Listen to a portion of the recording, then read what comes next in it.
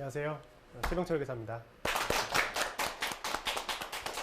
네, 이번 시간에는 조금 더 재밌는 얘기를 하려고 합니다.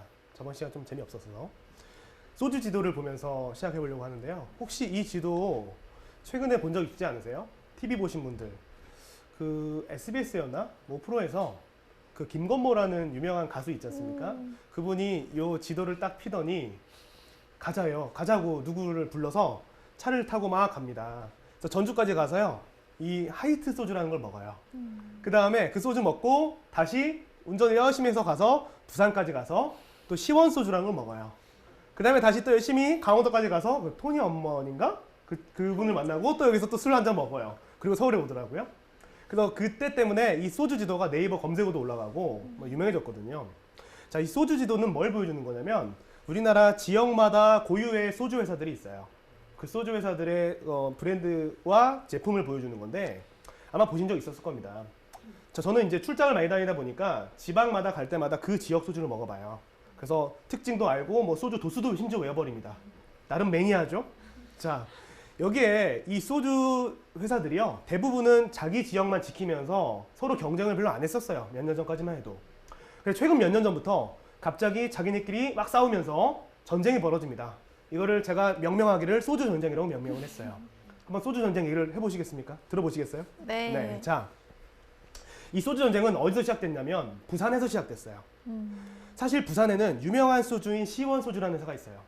제품이 있죠. 회사 이름은 대선주조라는 회사입니다. 자, 근데 부산 시민들은 이 시원 소주를 너무 좋아합니다. 근데 옆에 동네 가면요, 여기 창원이라는 동네 혹시 아세요? 경남 창원에 가면 무학이라는 회사가 있었어요. 그 회사는 여기 써있듯이 화이트라는 소주를 만들어 팔았었어요. 그랬는데 2006년 11월, 그러니까 2007년 좀 안 돼서 신제품을 하나 냅니다. 그 신제품의 이름이 좋은데이. 들어보셨나요? 그게 지금이야 유명해졌는데요. 처음 나온 게 2006년 11월이면 벌써 10년이 넘었어요. 그죠? 근데 그 제품이 왜 굉장히 중요하냐면 소주의 도수가 16.9도였습니다. 어떻게 생각하세요? 16.9도? 맞아요. 굉장히 낮은 거예요. 왜냐면 여러분이 즐겨 드시는 프레쉬 있죠? 그게 17.5도인가 그래요. 그리고 빨간 거 아시죠? 빨간 거 20.1도거든요. 자, 2006년도 당시에는요, 지금처럼 낮은 도수의 소주가 나와서 팔렸을까요? 아니면 상대적으로 높은 도수의 소주를 많이 팔고 있었을까요? 높은 도수를 많이 팔았어요. 근데 16.9도가 나오니까 너무 충격적이었어요. 그때 소주를 먹던 분들이 이거 먹어보고 다 물이라고 했어요. 야, 물맛이다. 심지어 먹어보면 약간 답니다. 달아요. 그래서 우리가 좋아할지 모르겠지만 그때 당시 트렌드는 안 맞았죠. 왜 16.9도였을까? 궁금하지 않으십니까? 우리나라 국민건강진흥법이라는 걸 보면 17도 이상의 술은 TV 광고를 할 수가 없대요. 그러니까 여러분 맥주 광고는 많이 보셨죠? TV에서. 근데 소주 광고 TV에서 보시기에는 어려워요. 17도를 넘어가는 술은 TV 광고를 할 수 없다라고 되어 있답니다. 국민들 건강 침해한다 이런 의미로. 그래서 16.9도가 왜 16.9도인지 아시겠습니까? 굉장히 전략적이죠? TV 광고 할 수 있잖아요. 지금도 여러분 TV 광고하는 유일한 소주가 뭐예요? 좋은데예요. 광고 모델이 누구죠? 박보영이라는 유명한 배우 있지 않습니까? 못 보셨어요? 밤에 TV 틀면 나오는데. 어쨌든 자, 다시 돌아와서 이 16.9도의 소주가 나왔는데 문제는 처음에는 굉장히 안 팔렸어요. 왜 그랬을까? 자, 그 회사의 지역이 어디냐면 창원이거든요. 창원의 지역의 특색이 있어요. 어떤 특색일까요? 공업도시거든요. 그래서 여러분 같은 학생들 별로 없어요. 젊은이들 별로 없습니다. 누가 많냐면 40대, 50대의 중장년의 남성층이 가장 많은 인구층이에요. 그러니까 소위 말하는 아저씨라고 할까요? 저 같은? 그러니까 그런 분들이 많아요. 자, 그런 분들이 16.9도의 술을 마실까요? 잘 안 먹는단 말이에요. 빨간 거 먹겠죠, 20.1도를. 아닌가요? 그래서 거기선 잘 안 팔렸어요. 자, 그러면 처음에 나와서 몇 년 동안 고생했지만 포기하지 않았죠? 그 술을 들고 어디로 갔을까? 바로 옆 동네인 부산으로 간 겁니다. 부산에는요, 여러분 같은 학생들이 많죠. 대학교도 굉장히 많고요. 젊은이들도 많고요. 남녀 비율도 잘 맞아요. 맞죠? 그러다 보니까 부산에서 팔기 시작했어요. 자, 그런데 그냥 팔면 안 되죠. 처음에는 브랜드 인지도가 없으니까 돈을 많이 쓸 수밖에 없었어요. 그래서 판촉을 굉장히 공격적으로 했는데, 예를 들면 이런 판촉 활동을 했죠. 술 한 병 시키면 한 병을 더 줘요. 1+1이라고 하죠. 가끔씩 이런 경우도 있어요. 이럴 때는 무조건 잡아야 되는 거예요. 소주 한 병 시키면 컨디션 아세요? 수치 해소음료 한 병 주고. 짱이죠. 이런 기회를 잡고 싶죠. 다만 문제가 있어요. 4명이서 먹지만 한 병 시키면 컨디션은 한 명밖에 안 줘. 그럼 가위바위보에서 싸워야 됩니다. 그런 단점은 있지만 어쨌든 굉장히 공격적이었죠. 왜 이게 가능했을까? 무학이라는 회사는요, 부채가 없어요. 그러니까 아무래도 갚아야 될 빚이나 이자가 없으니 여유가 있었겠죠. 게다가 쌓아놓은 현금만 3천억이에요. 수십 년간 소주를 팔면서 3천억의 현금을 그냥 쌓아놨어. 부채도 없는데. 그러니까 공격적으로 돈을 투자해서 마케팅 판촉할 수 있었을 거라는 예상이 됩니다. 맞죠? 자, 부산에서 그렇게 열심히 마케팅 판촉을 했어요. 특히 여러분들처럼 젊은이들, 그다음에 남녀 비율이 잘 맞는 번화한 곳에서 팔아야겠죠? 주로 어디서 많이 했을 것 같아요? 예를 들면 해운대, 광안리, 서면 이런 유명한 데 있죠? 그다음에 부산대학 이런 대학교 앞에서도 많이 한 것 같아요. 그러다 보니까 젊은이들이 막 시원소를 더 이상 먹지 않고 좋은 데를 먹기 시작합니다. 여기까지 하셨어요? 그럼 어떻게 될까요? 점유율 조금씩 바뀌기 시작하겠죠? 자, 시장 점유율 한번 보도록 할게요. 자, 여기 보시면 무학이라는 회사가 누구냐면요. 아까 좋은데이라는 소주를 파는 회사고요. 대선주조라는 회사가 어느 회사냐면 아까 시원소주예요. 자, 2008년도 당시 두 회사의 점유율을 보세요. 점유율이 뭔지 아세요? 전체를 100으로 놨을 때 그중에 몇 퍼센트를 팔았느냐. 네, 대선주조 시원소주가 7.8%를 팔았고 전국 점유율이죠. 그 다음에 무학이라는 회사는 7.6%를 팔았어요. 그럼 그때는 누가 더 많이 팔았습니까? 시원소주였잖아요. 근데 2009년, 10년 가면서 어떻게 되고 있어요? 이렇게 가야 됩니다. 7, 8, 10, 13, 14 넘어가죠? 그 다음 연도에 15 넘어갑니다. 얘는요? 7에서 좀 떨어지면 여기 별로 안 떨어졌죠? 2010년부터 떨어지는 거 뭐예요? 떨어지고 그 다음 연도에는 2.8%까지 떨어져요. 여기는 나와 있지 않지만. 자, 두 회사의 점유율을 합치면 비슷한데요. 요 회사 점유율이 1로 넘어간다는 느낌이 들고 계십니까? 네. 굉장히 큰 변화가 있었던 거죠. 이게 부산에서 있었던 소주 전쟁이에요. 1차 전쟁이라고 할 수 있을 겁니다. 자, 근데 여기서 또 재밌는 게 하나 더 있어요. 뭐냐면요. 유명한 회사 이 회사 아시죠? 참이슬이라는 제품. 그 다음에 이 롯데 칠성의 소주사업부. 얘가 우리가 많이 알고 있는 처음처럼 소주죠. 재밌는 게 뭔지 아세요? 두 회사의 점유율을 합쳐보세요. 매년. 거의 비슷해요. 여기 보시면 64%, 63점 몇, 64, 63, 64 그렇죠? 거의 비슷한데 누구는 올라가고 누구는 내려갑니까? 얘는 되도록 내려가고 있고 반대로 얘는 조금씩 올라가고 있죠? 역시 여기서도 둘이 수도권 경쟁 치열하게 싸웠던 거고 여기서는 부산에서 열심히 싸웠던 거예요. 재밌나요? 네. 재밌잖아요. 자, 그럼 계속 가겠습니다. 일단 부산 얘기를 마무리하고 서울로 올라가도록 하겠습니다.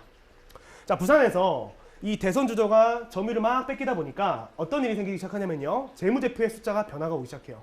오, 복잡해 보이나요? 아니, 생각보다 쉬워요. 같이 볼게요. 자, 대선주조가 누구나요? 시원소주였죠? 자, 2007년, 2008년, 2009년까지는 문제가 없었어요. 자, 매출액이 뭘까요? 쉽게 생각하세요. 소주를 얼마나 많이 팔았느냐요? 1년에. 천억씩 팔았대요. 문제 없었죠? 꾸준히 1000억씩 팔고 있었어요. 그러다가 2010년이 되니까 어떻게 됩니까? 1000억의 매출액이 800억으로 200억이 줄었죠. 퍼센테이지로 하면 20% 정도 줄어든 거예요. 굉장히 큰 타격일 거 아니까 굉장히 타격이 커요. 자, 매출액이 줄어들다 보니까 당연히 회사가 여러 것저것 비용 쓰고 남는 이익도 줄어들게 됩니다. 회사가 이익이 줄어들기 시작하니까 굉장히 당황했겠죠? 대책회의를 열었을 거예요. 도대체 왜 이런 일이 생겼느냐? 야, 부산 시민들이 더 이상 소주를 안 먹니? 그게 아니라 부산 시민들이 소주는 계속 먹는데 이 회사 소주를 먹지 않고 어느 회사 소주를 먹는다는 거예요. 이 회사 소주를 먹고 있었던 거예요. 보세요. 이 경쟁회사인 무학은 1300에서 1600까지 확 올라가죠. 이 회사가 감소하면서 얘가 올라간 게 보이시나요? 네. 얘가 뺏겼고 얘가 뺏었구나라는 감이 쉽게 오실 겁니다. 자, 그러면 시원소주, 즉 부산의 대선주조도 그냥 당하고 있지는 않을 거예요. 맞습니까? 그래서 원인 분석을 했을 거고요. 왜 우리가 소주 시장을 뺏기고 있느냐? 젊은이들과 여성분들 특히 낮은 소주에 그 순한 소주를 좋아한다. 그럼 우리도 어떻게 해야 돼요? 신제품 내야죠. 더 낮은 소주를 출시해서 붙어야겠죠? 그래서 나온 제품이 뭐였을까요? 자, 보세요. 좋은데이가 뭡니까? 영어로 생각하면 굿데이잖아요. 근데 사실은 좋은데이가 영어로 생각하시면 안 돼요. 그 지역의 방언이죠. 맞아요? 우리도 방언으로 붙어야 돼요. 그래서 나온 이름이 뭐예요? 즐거워 예. 왜 즐거워 예인지 알겠어요? 예. 자, 이렇게 해볼게요. 부산에 제가 출장을 가서 예를 들면 돼지국밥을 시켜 먹고 있어요. 그럼 소주 한 병 먹어야 될 거 아닙니까? 제가 아주머니께 소주 한 병 주세요. 그러면 그 그 주인 아주머니께서 저한테 뭐라고 하실까요? 소주 어떤 걸로 드릴까 예 이렇게 많이 하시거든요. 소주 뭐 드릴까 예 하시거든요. 그때 뭐라고 대답하라는 거예요? 즐거워 예. 이게 뭐예요? 요즘에 유행하는 거 아니에요? 이게 라임 아닙니까? 아, 좀 눈높이 맞춰보려고 한 건데 썰렁한 것 같습니다. 안 할게요 이제. 다시. 어쨌든 이름도 잘 졌죠? 잘 졌잖아요. 그렇죠? 이 소주의 도수는 16.2도였어요 무려. 훨씬 낮죠? 이거는 정말 물 같습니다. 그래서 이거 한 병으로는 절대 취할 수 없어요. 최소한 2병은 먹어야 되는 소주인데 어쨌든 자 신제품 나왔어요.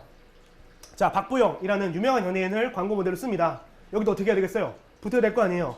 그래서 누굴 썼냐면 그 전까지는 유명한 모델을 안 쓰다가 드디어 처음으로 신세경이라는 유명한 연예인을 광고 모델로 씁니다. 보이시죠?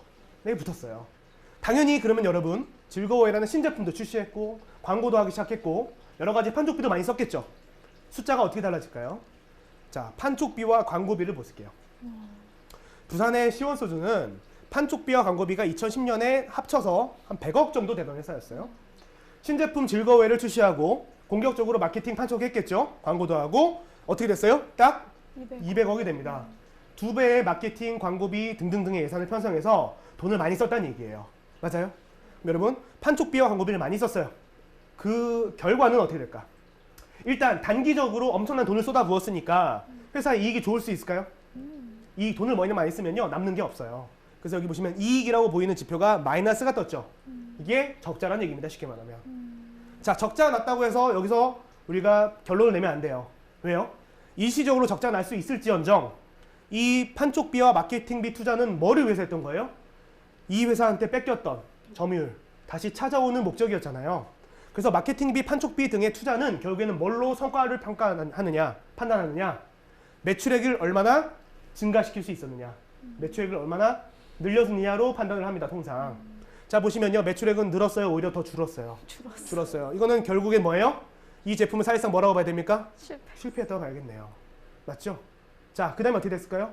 왜 우리가 이 친구, 이 유명한 연예인이 나오는 광고 제대로 본 적이 없어요? 아주 짧게 하고 끝났어요. 보시면 아시겠습니다만 판촉비, 광고비 200억까지 갔던 회사가 바로 실패를 인정한 것 같아요? 안 한 것 같아요? 인정했어. 다음 연도에 100억, 80억, 70억 비용이 계속 줄어들죠. 마케팅 판촉비 공격적으로 썼지만 결과는 실패했다는 거 인정하고 그 다음에 다시 원래 수준으로 돌아가면서 줄이고 있는 거죠. 맞습니까? 자, 판촉비 광고비는 줄이기가 쉽죠 그래도? 네, 그러다 보니까 빨리 줄었어요. 근데 정말 안타까운 게 뭡니까? 여기 숫자에서 안타까운 숫자 하나 보이지 않으세요? 자, 빨간색으로 써놓은 거예요.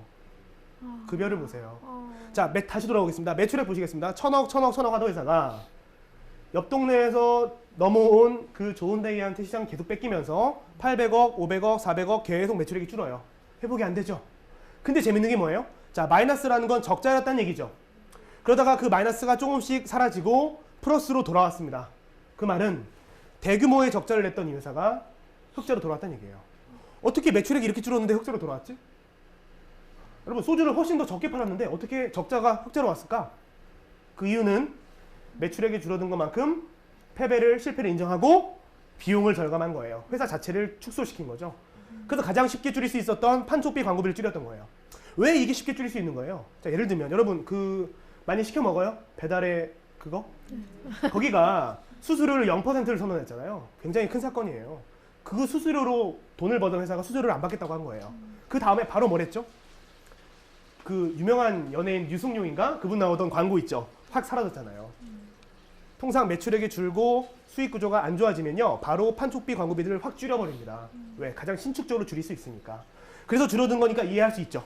근데 정말 줄이기 어려운 비용 있죠? 특히 우리나라에서는 정말 줄이기 어려운 비용이 있어요. 그게 뭐예요? 인건비예요. 급여. 자, 이 회사의 인건비를 보세요. 70억 가까이까지 갔던 회사죠. 시장을 급격히 뺏기면서 어떻게 되고 있습니까? 계속 줄어서 2014년에는 어떻게 됐어요? 절반까지는 아니지만 40% 가까이가 감소했어요. 무슨 말인지 아시겠어요? 단순히 연봉을 삭감한 정도일까요? 아니면 사람 자체가 줄었을까요? 줄었다고 봐야겠죠. 여러분 이 숫자만 봐도 우리는 이 회사에 무슨 일이 있었는지 알 수 있어요. 맞죠? 여러분 괜히 눈치 없게 회사에 전화해서 이거 이렇게 됐는데 무슨 일이 있었나요? 라고 물어보면 돼요 안 돼요? 되게 슬픈 일이잖아요. 이런 슬픈 일들은 그냥 우리만 보고 그냥 끝내야 되겠죠? 슬프잖아요. 안 슬픕니까? 이게 얼마나 슬픈 일이었냐면 이 회사가 너무 어려워지다 보니까 그 부산에 유명한 그 번화가 서면이라는 곳이 있어요. 거기서 직원들이 하얀 옷을 입고 하얀 장갑을 끼고 삼보일배라는 걸 해요. 뭔지 아세요? 3번 가서 1번 절하고 3번 가서 1번 절하는 걸 무려 3차례인가 4차례를 했거든요.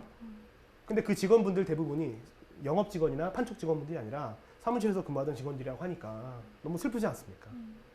너무 슬픈 얘기 했나요? 자, 슬픈 얘기는 이제 그만. 자, 그럼 여러분, 이 회사의 슬픔은 누구의 기쁨일까요? 이 회사의 기쁨 아니겠어요? 그럼 기쁜 회사 얘기를 좀 해봅시다. 해볼게요. 자, 기쁜 회사의 숫자를 한번 보세요. 아름답지 않나요? 자, 매출액 추세만 볼까요? 소주를 얼마나 많이 팔았느냐? 1,100억, 1,300억, 1,600억, 2,000억, 2,200, 2,400, 2,500. 기가 막히죠? 그리고 이익도 보시면 이 회사는 적자 난 적이 없죠? 100억대였던 회사의 이익이 쭉쭉쭉 늘어서 무려 800억까지. 어마어마하게 성장합니다. 얘기되셨죠? 근데 재밌는 게 뭐냐면 부산에서 팔던 회사라고 했죠. 얘는요. 경남 지역을 기반으로 한다고 했죠. 자, 두 회사 매출의 합치면 얼마예요? 1,000억과 1,100억이면 한 2,000억대 되죠? 2,000억 좀 넘잖아요. 얘 혼자서 3,000억이에요. 무슨 말일까요? 부산 경남에서만 팔고 그냥 자기네끼리 국지적 전쟁을 하고 끝냈을까? 아니면 이 전쟁은 확대된 걸까? 확대됐어요. 자, 어떻게 됐나 보도록 하겠습니다. 자, 소주 지도로 다시 돌아올게요. 경남에서 부산 들어가서 이겼다고 했죠. 창원에서 부산 들어가서 이겼어요. 그래서 창원에서 공장에서 소주를 만들다 보니까 좀 부족해요. 여러분 혹시 게임 스타크래프트 같은 거 해봤어요? 해본 사람 있으면 멀티 뜬다고 하죠? 지금 들어보신 적 없어요? 더 많은 유닛을 뽑아내기 위해서 자꾸 새로운 걸 만들어내야 돼요. 그래서 멀티 떠야 돼요. 우리는 회계에서 이거 뭐라면 증설이라고 표현해 볼게요. 창원의 1공장으로 부족하다 보니까 창원의 2공장을 만들어요. 창원에 멀티를 뜬 거죠. 쉽게 말하면. 맞아요? 그리고 부산 들어가서 이겼죠. 그 다음에 어떻게 했냐면 바로 윗동네로 올라가기 시작해요. 그럼 바로 위에 가면 어디가 있습니까? 울산이 있고요. 경주가 있고 대구가 있어요. 자, 경북에는 원래 참소주라는 소주가 있었습니다. 회사 이름은 금복주라고 해요. 이런 거 다 외우고 있습니다. 자, 그래서 참소주가 시장 점유율이 갑자기 확 줄어들어요. 역시 일부를 뺏겼겠죠. 그래서 울산과 경북을 또 들어가야 되니까 멀티를 또 떠요. 그래서 울산에 공장을 또 만들어. 이게 되셨어요?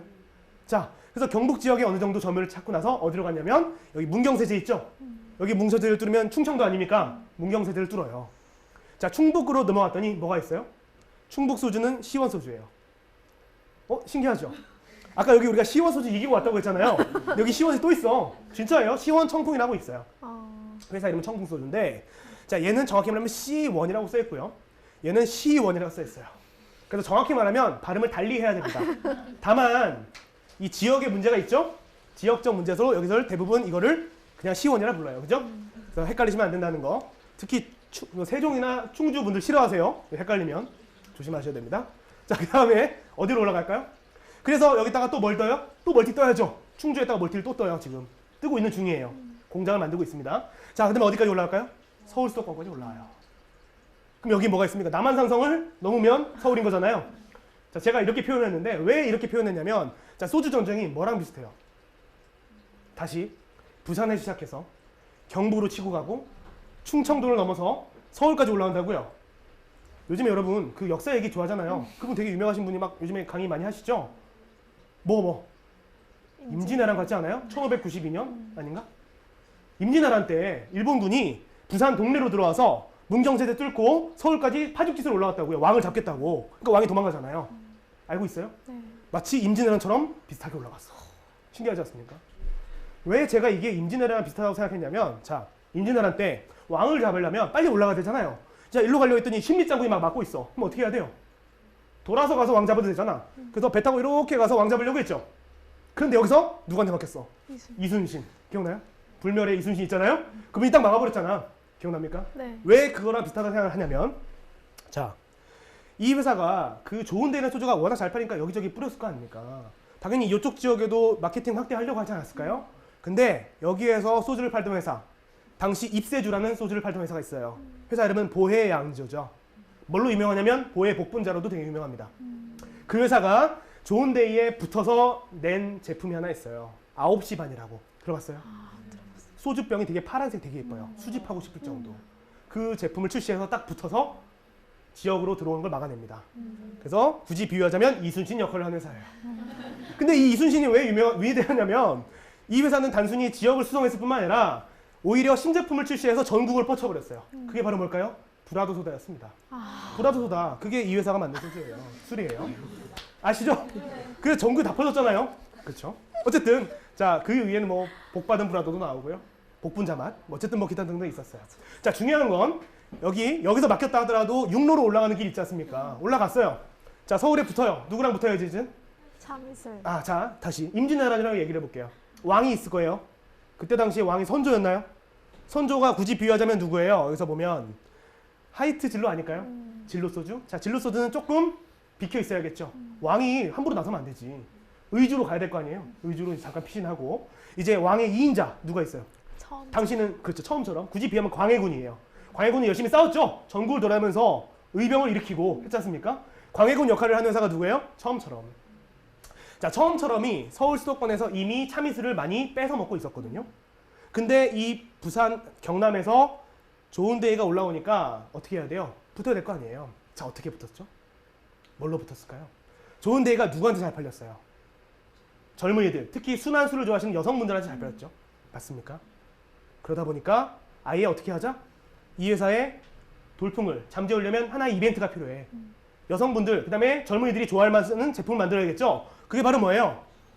그렇죠. 수나리 처음처럼입니다. 여러분, 수나리가 지금은 좀 됐지만 몇 년 전에 엄청난 선풍적 인기였던 거 알고 있어요? 네. 대박이 났어요. 자, 이 얘기를 좀 해보겠습니다. 수나리 처음처럼을 제품을 만들어서 팔기 시작했는데 너무 잘 팔렸어요. 생각보다 너무 잘 팔렸죠. 근데 여러분, 롯데치성은 제 생각에는 수나리가 이렇게 잘 팔고 성공할 거라고 생각을 못했던 것 같아요. 왜냐면 여러분, 얘가 정말 잘 팔릴 거라고 생각하고 많이 팔 생각이면 뭘 할까요?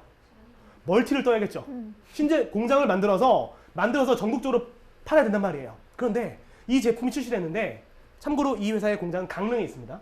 원래 강원도 소주였거든요. 강릉에 있는데 그 강릉에 있는 공장이 증설을 안 했어요. 그럼 얘를 어떻게 만들어요? 기존에 만들던 처음처럼 소주 물량을 좀 줄인다거나 해서 얘를 만들겠죠. 물량이 많이 나올까요? 많이 못 나올까요? 못 나와요. 근데 전국에서 너무 대박이 나서 단기간에 주문이 막 밀려 들어와요. 수량을 맞춰줄 수 있어요, 없어요? 없어요. 못 맞추죠. 재고 부족이 생깁니다. 이걸 뭐라고 하냐면 우리가 전문용어로 쇼티지라 불러요. 재고가 없다. 나갈 수 있는데 없는 거예요. 그럼 여러분이 만약에 술집 주인이에요. 주류 도매상들이에요. 기분이 좋아요, 나빠요? 나빠요. 왜? 지금이라도 막 들어오면 다 팔 수 있는데 안 들어오니까 내가 지금 돈을 못 벌고 있어. 너무 당황스럽지 않아요? 그래서 예를 들어 100바스를 주문했는데 뭐 10바스밖에 안 들어와. 그러면 팔고 싶은데 못 팔고 있으니까 너무 화가 나죠. 그때 서울에 들어오려고 했지만 남한산성의 벽에 막혀서 못 들어오던 누가 있었을까? 좋은데. 그렇죠. 왜 좋은 데이냐면 좋은 데가요. 여기다가 멀티도 만들고 계속 공장 만들면서 올라왔다고 했죠. 근데 서울 수도권 투기가 되게 어려웠나 봐요. 아무래도 텃세가 심하답니다. 서울 수도권이. 그래서 남한산성 문을 열심히 두드리고 있는데 안 열리는 거야. 이해되시나요? 네. 근데 그때 이 제품이 대박이 났는데 문제는 뭐예요? 물건이 없으니까 서울 수도권 텃세 이런 게 중요한 게 아니에요. 누구라도 과일 소주를 만들어서 나한테 공급할 수 있다면 그 회사랑 거래를 해야지. 그래서 생산 능력은 충분하죠. 왜? 공장을 몇 개 만들었는데. 그래서 걔가 종류도 몇 개로? 3가지로. 종류별로 알려줄게. 좋은데 컬러 소주 기억나요? 네. 블루, 옐로우, 레드로 3종 세트로 무한 공급을 합니다. 그래서 그때 당시에 술집 가서 먹어보면요. 수나리는 없는 경우가 많은데 얘는 물량이 무지 많았어요. 그래서 이 회사가 서울 수도권에 들어올 수 있었어요. 원래는 못 들어오고 있었거든요. 자, 잘 생각해보면요. 재밌는 게 뭐냐면 이 롯데치성의 처음처럼 등이 남한산성 문을 열심히 막고 있었잖아요. 이걸로 막을 수 있을 거라 생각했던 것 같아요. 근데 알고 보니까 이게 뭘 열어줬어요? 얘가 서울로 들어오는 남한산성 문을 열어준 거야. 안 그렇습니까? 그래서 사실 업계에서는 이런 얘기도 많이 했다고 해요. 죽을 써서 줬다. 뭐 이렇게 표현도 했다고 합니다. 어쨌든 얘가 그래서 서울 수도권에 안 들어온 데가 없었어요. 그쵸? 편의점, 마트, 술집 어딜 가도 이건 다 있었죠. 근데 정작 재밌는 건 뭔지 아세요? 요 과일 소주는 어디 가도 있는데 뭐가 없어요? 원래 16.9도에 그 소주는 아직 많이 들어가 있지 않아요. 그래서 이 무학이라는 회사, 좋은 데이를 파는 무학이라는 회사의 가장 큰 핵심이 뭐예요? 이제부터는 술집, 마트 등등등의 요거 말고 요걸 베이스로 해서 유통망은 이미 뚫었잖아요. 뭐가 들어가야 돼요? 진짜 16.9도에 좋은 데이가 들어가는 게 이 회사의 목표가 되겠죠. 그래서 지금 뭘 하고 있어요? TV 광고. 어떻게 하고 있어요? 그 광고를 제가 지금 보여드릴 수는 없는데 잘 보시면 어떻게 나오냐면요. 그 보영이 있지 않습니까? 아, 제가 개인적으로 좋아하는 연예인인데 그 친구가 나와서 뭐라고 하냐면 과일수를 보여줘요. 그래서 나는 이거 말고 다 좋대. 나는 과일 소주만 좋은 게 아니라 이 그냥 소주 있죠? 난 이 소주도 좋아. 라고 하면서 이 소주 맛있는 걸 보여줘요. 그러니까 이건 뭐예요? 우리는 이 과일 소주로 이름을 알렸고 유통망을 뚫었지만 이제는 뭘 드셔봐라? 그냥 소주 있잖아요. 요 소주를 먹어봐라는 거 자꾸 은연중에 인식하게 만드는 거죠. 거기다 광고를 많이 하고 있습니다. 왜 이게 가능하다? 부채가 없고 쌓아놓은 현금만 수천억이 되니까. 그래서 가능하다는 거죠. 그래서 여러분 요즘에 대학가에서요 좋은 데이 싸게 먹을 수 있어요. 술 원래 소주가 한 병에 통상 4,000원 정도 하거든요. 얘는 2,000원에 파는 데도 있습니다. 원 플러스 원도 하고요. 그다음에 번화가 같은 데 가면요. 그 얘들 하는 거 있잖아요. 그 숙취 해소 음료 같은 거 그것도 해요. 이런 기회 지금 기회에 먹어봐야 돼요. 왜 이렇게 경쟁이 치열할 수밖에 없을까? 왜 지금 경쟁이 치열해질 수밖에 없는 상황일까요? 왜냐면 자 롯데가 한 번 당했어요. 왜? 팔 수 있는데도 불구하고 증설을 못했기 때문에 물량이 부족해서 못 팔았죠. 뒤늦게 열받았을 거 아닙니까? 그래서 얘도 충주에다 공장을 만들어요. 자 아까 좋은 데이를 만드는 무화가 어떻게 했다고요? 계속 증설해서 올라왔다고 했잖아요. 얘도 뒤늦게라도 증설했죠. 자 증설했다는 건 뭐냐면 투자를 많이 했다는 얘기예요. 돈 투자를 많이 했으니까 회사는 비용이 늘어납니다. 근데 매출액이 늘어나지 않는다면요. 투자는 했는데 소주를 더 많이 팔지 못한다면 비용이 늘어났지만 매출을 못하니까 회사의 실적이 안 좋아지겠죠. 그걸 막기 위해서 어떻게 해야 돼요? 지금 당장 돈이 들더라도 마케팅하고 판촉해서 점유율을 뺏어놔야 돼요. 그래서 우리가 지금은 술 먹기 좋은 시기가 됐다는 얘기예요. 우리는 소비자니까 우리한테는 좋아요. 맞죠? 다만 이 회사들은 단기적으로는 좋기가 어렵습니다. 경쟁이 너무 치열할 테니까. 맞아요? 자, 재밌는 숫자 하나 보여드릴게요. 여기 보시면요. 롯데칠성이 수나리를 대박 냈을 때 2014년이었어요. 롯데칠성은 소주 매출액이 430억이 증가했대요. 근데 롯데칠성은 소주만 파는 회사가 아닙니다. 뭐 사이다도 팔고 펩시도 얘네가 하잖아요. 그렇죠? 알고 계셨어요? 코카콜라는 누가요? LG 생활건강이에요. 몰랐어요? 이런 건 다 알아야 돼요 이제부터는. 자 어쨌든 자 롯데칠성은 사이다 매출도 하고 하니까 매출액 전체로는 금액이 굉장히 커요. 자 재밌는 건 뭐예요? 이 회사가 1년 동안 늘어난 매출액이 즉 전체 판매 금액이 480억이 늘었는데 소주 매출이 430억 늘었어요. 뭐라고 추정할 수 있어요? 정말로 수나리가 잘 팔려서 전체 회사의 매출액 중에 대부분이 소주가 잘 팔린 거네. 나머지는 별로 없는 거죠? 그럼 문제는 뭐예요? 이 회사의 매출 증가는 다 뭘로 봐야 된다는 거예요. 대부분은 수나리가 대박난 소주 매출 증가로 봐야 되겠다라는 생각이 듭니까? 네. 근데 매출액은 늘었는데 여기 보시면 이익 지표 있죠? 남긴 돈을 얘기하는 겁니다. 늘었어요? 줄었어요? 줄었어요. 40% 80%면 엄청나게 많이 줄어든 거예요. 여러분 기업이 많은 매출을 했는데 이익이 되려 줄어드는 경우는 결국에는 뭐냐면요. 돈을 더 많이 썼다는 얘기예요. 늘어난 매출보다 돈을 더 많이 썼다는 얘기입니다. 그럼 회사가 쓰는 비용은 두 개로 나눠져요. 제조회사니까 술이든 사이다든 제조 비용과 그 다음에 제품을 팔고 그 다음에 회사를 관리하는 데 들어가는 판매비, 관리비라는 비용. 자, 둘 중에 어떤 게 훨씬 많이 늘었어요? 퍼센티지를 한번 보세요. 판매비, 관리비죠. 즉 이 회사의 실적이 안 좋아진 이유는 제품을 많이 팔기 위한 비용들, 특히 뭐 광고비와 판촉비가 급격히 늘었기 때문이다 라고 판단해 볼 수 있어요. 문제는 뭐예요? 이렇게 광고비, 판촉비를 늘려서 이익에 타격을 입다 하더라도 제품을 대박 냈지만 결과는 안타깝게도 나만 사서 문을 열어준 셈이 됐다. 안타깝게 실패한 느낌이 좀 드시나요? 네. 재밌는 게 뭐냐면 지금 롯데칠성 소주 매출과 무화과 소주 매출은 큰 차이가 안 납니다. 비슷해졌어요. 시장 점유율 2위가 롯데 입장에서는 위태위태해진 거거든요. 그렇지 않습니까? 게다가 지금 서로 증설해서 싸우고 있다고 했죠? 네, 이 경쟁의 결과를 여러분이 한번 지켜보는 것도 뭐 재밌는 일이 될 것 같아요. 자, 계속 가겠습니다. 그리고 여러분, 우리가 만약에 무화과라는 회사의 주주였다면 어땠을까? 기분 좋았겠죠? 잘 나갔으니까. 이 보시면요. 3,000원이었거든요. 잘 안 보이시겠지만 이게 3,000원이에요. 2010년, 2009년이었습니다. 2015년에 어떻게 됐냐면 6만 5천원까지 가요. 3,000원, 6만 5천원이면 20배거든요. 사실 이런 회사 우리가 하나 잘 찾으면 굳이 일을 할 넘어가겠습니다. 네, 농담이고 어쨌든 예, 이런 급격히 성장하는 회사도 찾아볼 수 있는 거죠. 자, 이 결국에는 이 회사의 주가가 이렇게 올라간 것은 결국에는 뭐에 따라 달라진 거예요? 아까 우리가 봤던 이 숫자에 따라서 같이 주가도 올라갔던 거겠네요. 주가는 결국에는 기업의 가치 아닙니까? 이 기업은 돈을 당연히 잘 벌고 하니까 종업원들도 많이 채용했을 거고 인건비도 올라갔을 거고 했겠죠. 네, 당연히 그랬을 겁니다. 그래서 사실 이런 회사는 숨겨져 있어요. 우리가 알고 있는 유명한 회사가 아니잖아요. 그럼에도 불구하고 이렇게 크게 성장하는 회사도 있습니다. 물론 술 회사는 좀 특이한 점이 있습니다. 술을 좋아하시면 갈만해요. 왜냐면 술 회사에 들어가시면요. 차에 그 트렁크 있잖아요. 그다 술을 항상 몇 박스씩 싣고 다닐 수 있어요. 제 친구 중에 한 친구가 거기 다녔었거든요. 자꾸 집에 부르죠. 맥주 두 박스만 놓고 가라고 뭐 이렇게 했던 적이 있었는데 어쨌든 술 좋아하시면 정말 가볼 만한 업종이긴 합니다.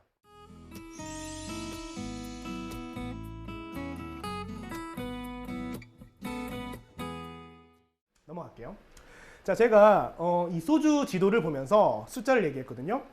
자, 우리가 이 숫자들을 보면서 자연스럽게 회사들의 경쟁 구도, 점유율 경쟁, 그 다음에 매출액, 영업이익, 순이익이라는 지표를 자연스럽게 이해할 수 있었잖아요. 자, 우리가 아까 자산 부채 얘기하면서 회사의 가장 중요한 자산 부채 자본 얘기를 했거든요. 이번에는 매출액, 영업이익, 순이익 세 가지 지표를 얘기했습니다. 여기까지만 공부하시면 대학교 때 한 학기 공부하시는 회계 원리 굳이 하지 않아도 돼요. 이 정도면 충분합니다. 이제부터는 여러분이 직접 보면서 분석해 볼 수도 있는 거죠.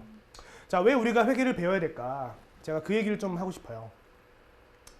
자, 첫 번째, 만약에 여러분 투자자라고 생각해 보세요. 지금의 여러분이 지금 굉장히 어려운 상황이지만 나중에 취업도 하고 안정적인 직장을 갖고 돈을 벌기 시작하면요, 아, 이제부터는 은행에 돈을 넣어야 되나 이런 생각을 하게 돼요. 왜냐하면 은행에 돈 넣으면요, 세금 떼고 0.8% 줍니다. 예, 예를 들면 1,000만 원을 0.8% 이자에 10년 동안 계속 정기예금에 넣어놓으면요, 10년을 얼마 될까요? 1억 한 1,000만 원도 안 돼요. 아주 바람직한 투자 방법이죠. 저금리 시대잖아요. 물론 금리가 올라가고 있다고 하지만 언제까지 그렇게 될지는 몰라요. 어쨌든 자, 투자자 입장에서는요, 이 재무제표를 공부하고 나면 정말 좋은 기업을 골라내서 일단은 잃지 않아야 됩니다. 투자는요, 그죠? 그 다음에 성공한 투자의 길로 갈 수도 있겠죠. 근데 이거는 우리의 지금 관심사는 아니야. 만약에 여러분이 이제 직장인 됐어요. 여러분, 저는 직장인들 대상으로 이런 회계 교육을 굉장히 많이 합니다. 왜? 필수적으로 알아야 된다고 생각을 한대요. 어떤 경제적 사건, 나의 어떤 행동이 회사의 실적에 어떤 영향을 미치게 되느냐를 매번 의식하면서 의사결정하라는 거예요. 그래서 이런 공부를 많이 하거든요. 이해되시죠? 그래서 회사의 상황을 정확히 파악하고 경쟁 기업과 비교해 보면서 우리 회사에 나아가야 될 길, 내 업무를 어떻게 끌고 가야 될 것인가를 판단하는 마인드를 만들어낼 수 있다고 합니다. 근데 우리한테는 가장 직접적인 건 뭐예요? 여러분, 취업 준비생이죠? 만약에. 자, 이름만 유명한 회사들 많아요. 그렇죠? 그런 회사들은 가고 싶지만 바늘구멍 같죠? 안 그렇습니까? 그래서 성장하고 있는 좋은 회사들이요, 사실은 숨겨져 있는 회사가 굉장히 많아요. 여러분이 알고 있는 유명한 회사들은 대부분 상장 기업이에요. 근데 상장 회사보다 비상장 회사가 훨씬 알짜가 많은 거 아세요? 비상장 기업들이 왜 알짜가 많냐면, 상장을 한다는 건 뭐냐면 외부에서 자금을 투자받겠다는 거예요. 근데 비상장 기업은 외부에서 굳이 자금 투자 안 받아도 회사 경영하는데 문제가 없기 때문이다 라고 해석할 수도 있어요. 맞죠? 회사가 돈을 너무 잘 벌고 있어요. 내가 이 돈을 내가 다 이익으로 가져가고 싶어요. 상장하면요, 다른 주주한테 나눠줘야 되거든요. 난 그게 싫어. 우리 회사 너무 좋은 회사거든. 이라는 생각에 상장 안 할 수도 있는 겁니다. 맞아요? 그래서 이렇게 숨겨져 있는 기업들을 찾아내기에, 그 다음에 어떤 회사가 성장하고 있는 회사, 어떤 회사가 돈을 잘 벌고 있는 좋은 회사, 맞죠? 게다가 또 심지어 어떤 회사가 좋은 연봉과 복지를 제공하는 회사인지도 재무제표를 통해서 파악할 수 있거든요. 그래서 예를 하나 더 보여드릴게요. 우리나라에서 2014년에 종업원 1인당 가장 많은 연봉을 주는 회사입니다. 사실 이게 가장 우리한테 현실적이지 않아요? 자, 보세요. 여러분이 알고 있는 삼성전자일까요? 아니에요. 자, 이 회사의 전체 종업원 수는 1,829명입니다. 근데 이 회사가요, 종업원 급여로 얼마를 줬나 보세요. 참고로 이게 1,000원 단위거든요. 세보세요. 1,000원, 만원, 10만원, 100만원, 1000만원, 10억, 100억, 1,000억이에요. 그러면 2,539억 원의 종업원 급여를 지급한 회사예요. 전체 직원 수가 1,829명이에요. 딱 느낌 오나요? 일단 1억 넘어요, 안 넘어요? 넘잖아. 자, 그 다음에 복리후생비 보세요. 복리후생비는 뭐예요? 급여를 제외하고 종업원들한테 복지 뭔지 아시죠? 당연한 거죠. 자, 400억 정도 됩니다. 종업원 수가 1,800명이에요. 1인당 어느 정도의 복지가 가는지 아시겠어요? 자, 나눠봤습니다. 간단하게 나누면 되죠. 전체 인건비를 직원 수로 나눠요. 전체 복리후생비를 인원 수로 나눠요. 어떻게 됩니까? 놀랍지 않아요? 어느 회사일 것 같아요? 삼성전자?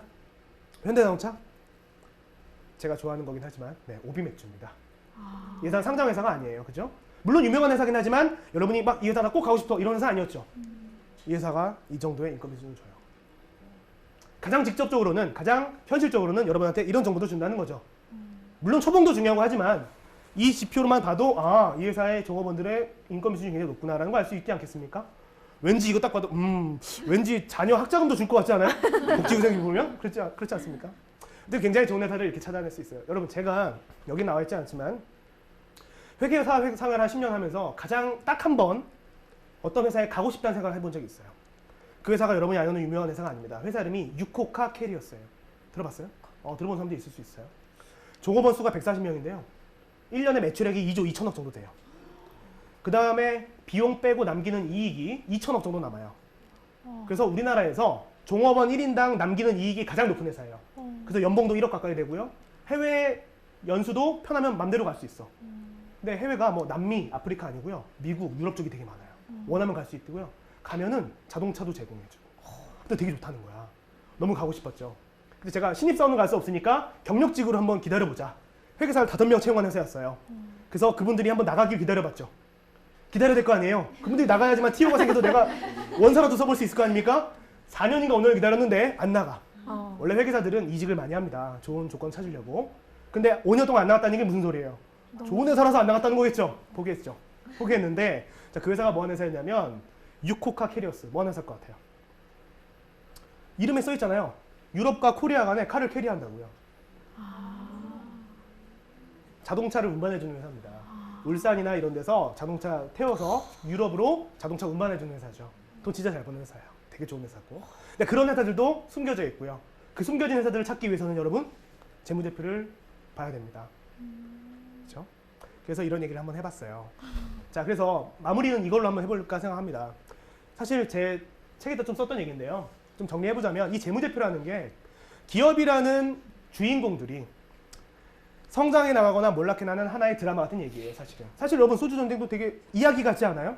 재무제표 공부라기보다는 이야기 같았잖아요? 소주 전쟁이라는. 자, 그래서 이 드라마는요, 그냥 봐야 되지만 봐도 돼요. 그렇지만 아까 우리 소주 전쟁 같은 거는 재무제표를 볼 줄 아는 능력이 필요했죠? 맞습니까? 그리고 이 드라마나 영화 소설에 나오는 얘기들은 허구 얘기인데 재무제표 얘기는 진짜 현실의 얘기들이에요. 그렇지 않아요? 읽어볼 수 있으면 얼마나 좋을까? 그래서 이 스토리 읽어내는 능력은 재미도 있고요. 여기 나와 있는 대로 업무에 도움도 되고요. 투자에도 도움이 될 것이고. 그 다음에 여러분 입장에서 본다면 꼭 유명한 회사, 들어가기 어려운 회사뿐만 아니라 나의 꿈을 이루어질 수 있는 비전 있는 성장해 가는 회사도 충분히 찾아낼 수 있거든요. 이런 회사를 찾기에도 도움이 되지 않을까라는 생각을 좀 해봤습니다. 네, 제 책에서 썼던 얘기라고 해서 잠깐 가져와 봤어요. 자, 이런 얘기를 하면서 좀 마무리하고 싶네요.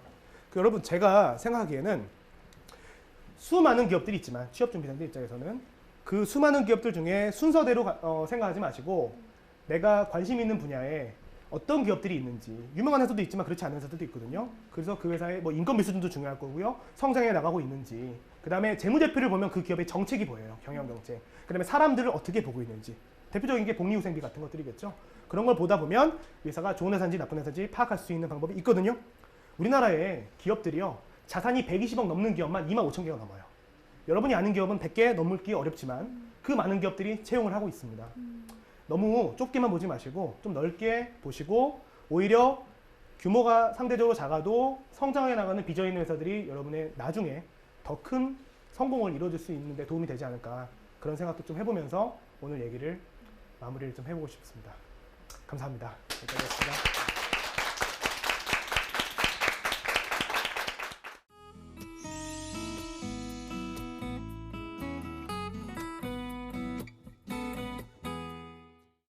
에서는 소주 얘기를 또 해주셔서 아무래도 더 많은 분들이 관심 있게 듣지 않았나 싶어요.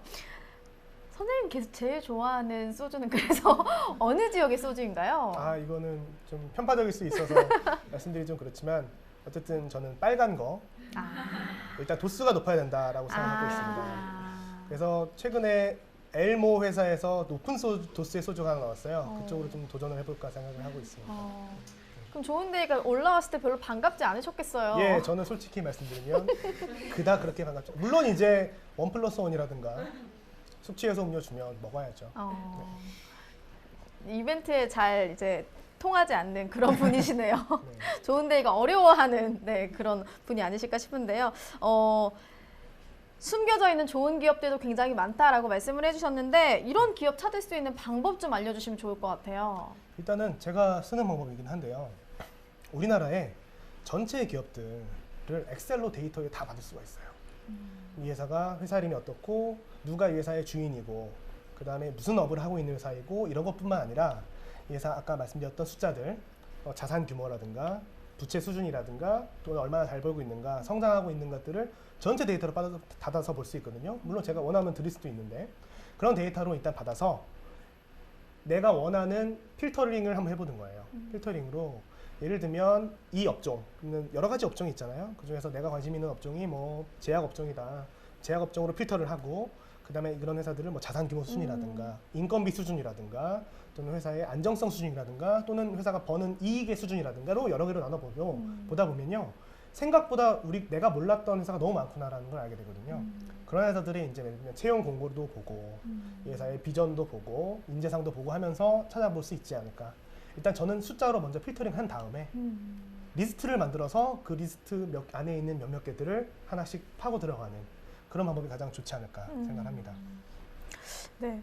이제 마지막 질문을 좀 드려야 될 것 같은데요. 청산뉴스에 공식 방명록을 남겨주셔야 돼요. 네, 청춘들에게 마지막으로 한 말씀 남겨주신다면 어떤 말씀 전하고 싶으세요?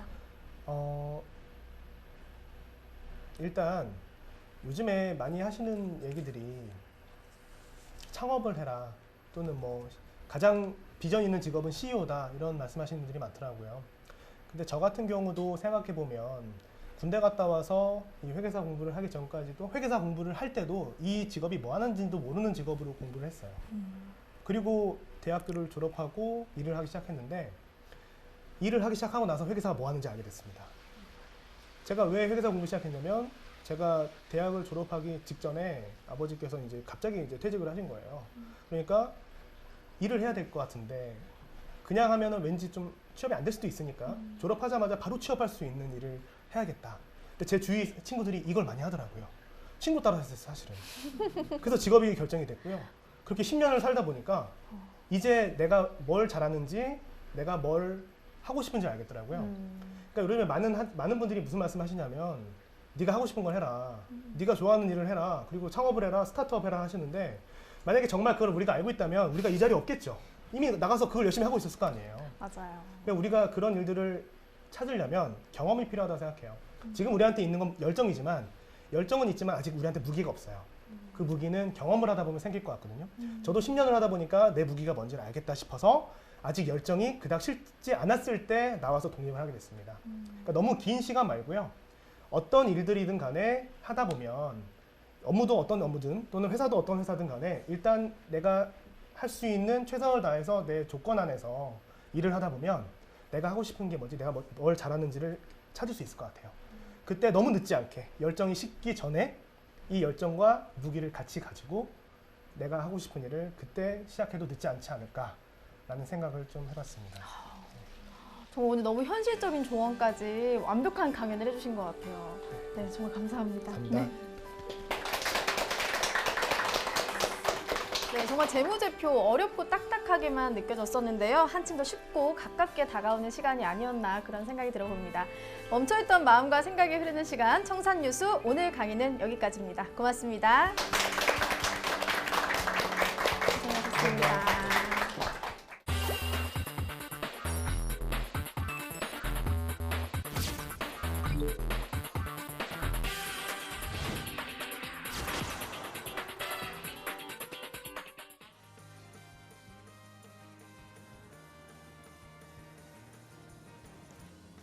안녕하세요, 박정호입니다. 자, 오늘 이 시간에는요, 여러분들과 면접에 대한 팁을 한번 같이 공유해 볼까 합니다. 면접 역시 모든 회사를 취업하고 지원할 때 반드시 거쳐야 될 하나의 관문입니다. 이 면접을 어떻게 통과하느냐, 이게 최종 합격을 하는 가장 마지막 라운드라고 할 수 있을 텐데요. 자, 그래서 오늘 이 시간에는 그 마지막 라운드인 면접을 슬기롭게 극복하고 슬기롭게 대응할 수 있는 전략을 살펴볼까 합니다. 많은 분들이 면접과 관련해서도 이미 한두 번쯤 강의를 들어보셨거나 아니면 책 등을 통해서 효과적인 면접 관련한 대응책에 대해서 설명을 아마 들으셨을 겁니다. 그런데 이것도 역시 마찬가지인데요. 예전에 자소서 강의 때도 한번 말씀을 드렸는데 이 면접이라는 것도 면접관과 면접을 하는 사람 사이에 어떤 관계를 맺고 이들 사이에 소통을 하는 관점에서 집필을 하다 보니까 또는 강의를 하다 보니까 그 과정에서 약간 주관적인 편향성도 있고요. 아니면 특정 케이스 바이 케이스로 당시 상황에 의거해서 설명을 하는 경우들이 좀 많이 있습니다. 그래서 오늘 이 시간에는요. 기존의 이러한 면접과 관련된 강의 내지 저술 내용과는 좀 달리요. 면접에 가장 필요한 근본적인 요소들이 무엇인지를 좀 설명을 드리는 그런 시간으로 진행을 해볼까 합니다. 오늘 강의가 가져다주는 차이점은 바로 거기에 있다. 이렇게 생각해 주시면 좋을 것 같아요. 자, 하나하나 구체적인 면접의 대응책에 대해서 설명드리기에 앞서서요. 요즘 전반적으로 진행되는 면접의 형태들을 가지고 좀 먼저 하나하나 말씀을 드려볼까 합니다. 지금 슬라이드에서 보시는 이 세 가지 경우는요, 가장 대표적으로 면접이 진행되는 방식들을 보여드릴 수 있습니다.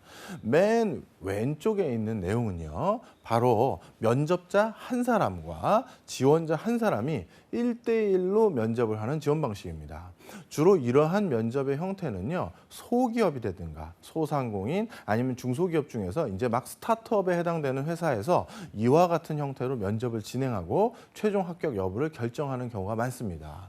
자, 이렇게 한 명의 면접자와 한 명의 지원자가 함께 1대1로 면접을 진행할 경우에는요, 일단 이런 방식으로 지원을 하는 경우는 지원자가 되게 적다라는 것을 간주해 두실 필요가 있어요. 한 사람이 예를 들어서 30명, 50명, 60명을 만난다? 이건 엄청난 일이거든요. 아마 한 달에 절반 이상은 면접하다가 1도 못 보실 겁니다. 그래서 이렇게 1대1로 면접이 진행되는 경우는 면접자가 적구나라는 생각을 가지시면서요. 면접을 하는 과정에서 저 말고 다른 사람들은 여기에 대해서 뭐라고 얘기하는가요? 저는 제가 이런 파트에서 제일 경험이 많다고 생각하는데 하면서 면접자에게 다른 지원자들의 상황을 한번 물어보고 그 반응을 보고 오히려 저는 그렇지 않습니다. 그분은 그런 장점이 있을지 모르겠지만 저는 그거보다도 제가 더 효과적이다, 우월하다, 이런 것들에 대한 다시 한번 전달력 있는 얘기를 하실 수가 있습니다. 따라서 이건 소수의 지원자만 있기 때문에 상호 지원 과정에서 자신이 좀 더 도드라지게 만드는 요인들을 면접자로부터 물어서 확인을 할 수 있다는 장점이 있어요. 두 번째, 면접 정도가 길고 좁고 깊다 이렇게 되어 있습니다. 1대1로 만나다 보니까 마치 처음 무슨 상견례를 하는 자리인 것처럼 아니면 소개팅을 하는 자리인 것처럼 아니면 이제 어디 기숙사에서 룸메이트로서 처음 마주친 자리처럼 아주 지극히 개인적인 요소라든가 아주 지극히 뭐라 그럴까요? 하나의 토픽에 대해서 깊이 있는 물음, 질문 이런 것들이 오고 가고 할 수가 있습니다. 따라서 이러한 굉장히 집중력을 요구하는 면접의 상황에서는요, 말하는 스킬 못지않게 상대방의 얘기를 정확히 듣는 습성도 면접에 굉장히 중요한 결과를 가져다 줍니다. 예를 들어서 이렇게 1대1 면접에서는요, 왠지 저 사람은 내 얘기를 잘 들어줬어, 저 사람과 소통이 잘 되는 것 같아, 저 사람과는 왠지 호흡이 잘 맞는 것 같아, 이러한 암묵적인 어떤 내용을 전달해 주는 것이 면접에서 제일 큰 성공의 요인입니다. 따라서 1대1 면접 때는 뭐에 중심을 둬야 된다? 말하는 것 못지않게 상대방의 내용을 끝까지 들어주고 상대방이 말하는 내용 이면에 숨어져 있는 의도까지도 파악할 수 있는 게 무엇보다 중요하다 이렇게 말씀드리고 싶습니다. 자, 두 번째 유형 볼게요. 비유형이라고 제가 적어 놓은 건데요. 이거는 지원자는 한 사람인데 면접관이 한 3명, 4명 있는 경우입니다. 어떻게 보면 이것도 요즘 많이 진행하는 특히 임원진 면접 때 이렇게 진행하는 경우가 많죠. 실무진 면접 때는 상대적으로 아직까지 지원자를 많이 거르지 못했기 때문에 다대다수로 면접이 진행되는 경우가 많은데요. 그런데 임원진 면접이라고 해서 파이널 면접에 올라가면 지원자 한 사람을 놓고 회사 간부 사원들 몇 사람이 앉아서 면접이 진행되는 경우가 있습니다. 자, 이 역시도 면접자가 적은 경우가 많은데, 자, 이렇게 진행되는 경우에서는요, 상대적으로 타 지원자에 대해서 물어본다든가, 아까 앞서서 A 유형처럼요, 전에 들어왔던 사람들은 여기에 대해서 뭐라고 답변을 하시든지요 라고 물어보는 것은 상대적으로 결례에 가깝다고 생각을 느끼는 경우가 많더라고요. 나이가 지긋하신 분들의 경우에는 아니 이 친구 무례하가 그걸 네가 알아서 뭐 하려고 이런 생각마저 가르치는 경우도 있습니다.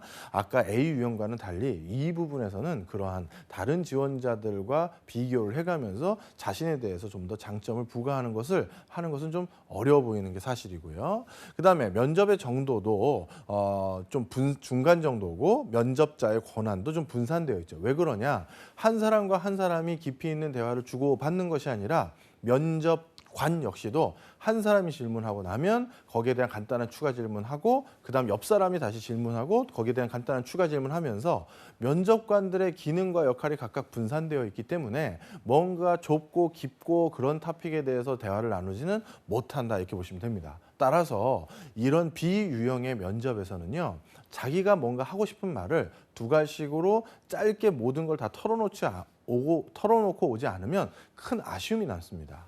아까 설명드렸던 A 유형은요, 대화를 계속 주거니 받거니 하다 보면 아까 좀 전에 제가 말씀드린 것 중에서 좀 보완 설명을 좀 드리자면 그거는요 하면서 말을 추가로 할 수 있는 기회가 충분히 있지만 비면접 유형 같은 경우는 한 면접관이 질문한 유형이 아닌 옆에 면접관은 다른 유형에 대해서 질문을 하거든요. 따라서 앞서서 질문에 충실히 대답을 못하고 다른 토픽으로 넘어가면 나는 미진한 대답을 하고 끝난 거예요. 따라서 한두 번의 답변으로 내가 전달하고자 하는 메시지를 전부 전달해야 된다는 생각을 꼭 가지실 필요가 있다. 이렇게 보시면 됩니다.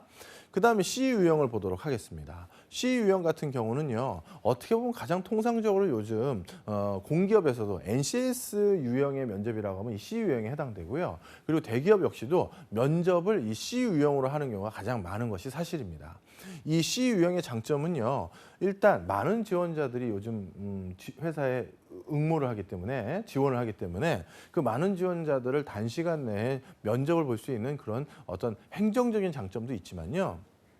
더 중요한 건 이 지원자의 특성에 면접관들조차도 함몰될 수가 있습니다. 그러면 이 지원자는 어떤 지원자인지를 좀 객관적으로 보려면 옆에 다른 지원자들과 같이 놓고 이 지원자를 평가했었을 때 다분히 이 지원자에 대해서 객관적인 시각으로 바라볼 수 있게 됩니다. 그리고 이 지원자의 답변 역시도 조금 객관적으로 살펴볼 수 있는 기회가 되겠죠. 따라서 면접관들이 지원자에 대해서 좀 더 객관성을 확보한 심사를 할 수 있는 제일 좋은 방법이 C 유형이다. 이렇게 보시면 돼요. 예를 들어서 B 유형이나 A 유형은요, 앞서서 질문한 어떤 내용이나 앞서서 질문을 해서 나온 답변을 가지고 어떤 선입견이 생기면 그 선입견으로 인해서 그 뒤에 면접이 계속 그쪽 방향으로 진행이 되다 보니까 정말 물어봐야 될 질문을 놓친다든가 이 부분도 좀 확인을 했어야 되는데 하는 부분들을 놓치고 넘어가는 경우들이 생깁니다. 하지만 C 유형을 가지고 면접을 진행하다 보면 옆에 첫 번째 질문자에게 했던 질문에 대해서 갑자기 마지막 질문자에게도 다시 물어볼 수 있죠. 아까 이 친구가 대답한 거에 대해서는 자네는 어떻게 생각하나? 이렇게 물어보면서 상호 비교를 할 수 있는 기회도 있기 때문에 그런 차원에서 요즘 가장 많이 전개되고 있는 면접의 유형이다. 이렇게 보시면 돼요. 제가 이따가 면접에 대한 팁들을 하나하나 드리면서 A 유형, B 유형, C 유형에서는 각각 이렇게 설명을 드릴 때 각각 제가 말씀드리는 유형이 어떤 것을 의미하고 있는지를 잘 기억하시면서요. 이따 진행되는 강의 내용과 함께 결부해서 생각하시면 좋을 것 같습니다. 자, 면접의 10계명이라는 토픽으로 제가 가져왔는데요. 첫 번째 내용 보겠습니다. 면접에서 제일 중요한 첫 번째 요인은요, 평소보다 천천히 말하는 것이 무엇보다 중요합니다. 저도 이제 강의를 하다 보면 강의할 내용은 많고요. 또는 전달하고 싶은 내용이 많아서 말이 본의 아니게 빨라지는 경우가 있습니다. 물론 많은 방송 관계자분들께서는 요즘은 사람들이 2배속으로 보고 1.5배속으로 보기도 하기 때문에 말이 느린 것보다 말이 빠른 게 요즘 트렌드입니다라고 하면서 절 격려해 주기도 하지만요. 사실 면접에서는 말을 빨리 하는 것이 결코 좋은 것이 아닙니다. 자, 왜 그런지 한번 말씀을 드릴게요. 면접에서 우리가 서로 주거니 받거니 하는 대화 내용은 일상의 어떤 소소한 대화 내용이 아닙니다. 따라서 오늘 어떻게 오셨어요? 예, 오늘 뭐 많이 기다리셨어요? 이런 내용이 아니라 정말 어떤 주제를 가지고 거기에 대한 생각들을 주거니 받거니 하면서 심도 깊은 대화를 나눌 때가 많습니다. 자, 그런데 그런 심도 깊은 대화가 평소에 내가 늘상 해왔던 주제라든가 평소에 같은 분야에서 오래 활동하면서 주거니 받거니 해왔던 내용이라면 살짝 문장의 중요 요소가 생략되거나 아니면 논리 전개상에서 몇 가지 요소를 생략해도 어느 정도 충분히 주거니 받거니 하면서 전달을 할 수 있었을 텐데요. 자, 그런데 면접에서 우리가 주거니 받거니 한 내용은 어떤 질문은 내가 단 한 번도 생각해보지 않은 질문을 나한테 갑자기 물어볼 때가 있고요. 또 면접이라는 그 분위기 자체가 좀 엄숙하고 나에게는 중요한 시간이기 때문에 다소 긴장을 하기 때문에 뭔가 말이 앞뒤가 안 맞거나 두서가 안 맞거나 조금 어눌하게 진행될 수도 있습니다. 자, 그런데 이런 그 요소가 많음에도 불구하고 대부분의 면접자들은 어떻게 하느냐? 바로 나를 좀 더 어필하기 위해서, 내가 좀 더 유능하다는 사실을 알리기 위해서, 아니면 좀 더 내가 많은 얘기를 하고 가고 싶어서 말이 빨라지는 경우가 많아요. 자, 그러면 일상적인 대화 내용도 아니라 다분히 전문적이거나 어렵거나 심오한 내용을 주거니 받거니 해야 되는 그 면접 상황에서 그것을 상대방에게 하나하나 설명하고 차근차근히 이해를 시켜도 모자랄 판에 말이 빨라지면 어떻게 되겠습니까? 전달력 있는 내용도 감소되고요. 논리적인 내용도 뭔가 이상하다라고 생각할 가능성이 많아요. 따라서 면접은 평소보다도 천천히 말하는 것이 무엇보다 중요하다. 이렇게 생각하시면 좋을 것 같습니다. 그래서 실제 면접에서 내가 말을 천천히 하기 위해서는 어떻게 하셔야 되냐면요. 스스로 인식을 하셔야 돼요. 들어가기 바로 직전에 답변하기 아니면 바로 직전에 조금 천천히 말해야지라는 생각 갖고 지금 말씀드린 질문에 대해서 답변 올리겠습니다. 저는 그 문제에 대해서라고 하면서 이렇게 천천히 말씀을 하면서 얘기를 하고요. 그러다가 서로 간에 그 질문 내용과 답변 내용에 대해서 컨센서스가 형성되면 그 뒤부터는 좀 속도를 내셔도 돼요. 할 얘기가 많아지면. 근데 처음부터 이 친구의 그 얘기를 어떤 방향성을 가지고 내가 들어야 되는구나라는 프레임을 제대로 전달하지 못하면 그 대화 내용을 우왕좌왕하게 이해하거나 아니면 자칫 무슨 얘기하는지 모르겠다고 생각하실 수가 있기 때문에 처음에는 천천히 하면서 내가 하고자 하는 취지와 방향성을 이해해 주면서 거기에 대한 소소한 논거들이나 내용들은 빨리빨리 얘기를 해도 충분하다. 이렇게 보시면 될 것 같습니다. 다음 내용 보겠습니다. 질문에 바로 답변하면 안 됩니다. 많은 분들이 또 실수하시는 경우가 뭐냐면요. 바로 면접관이 어떤 질문을 하면 그 질문을 받은 즉시 답변을 해야 내가 유능해 보인다는 착각을 많이 하십니다.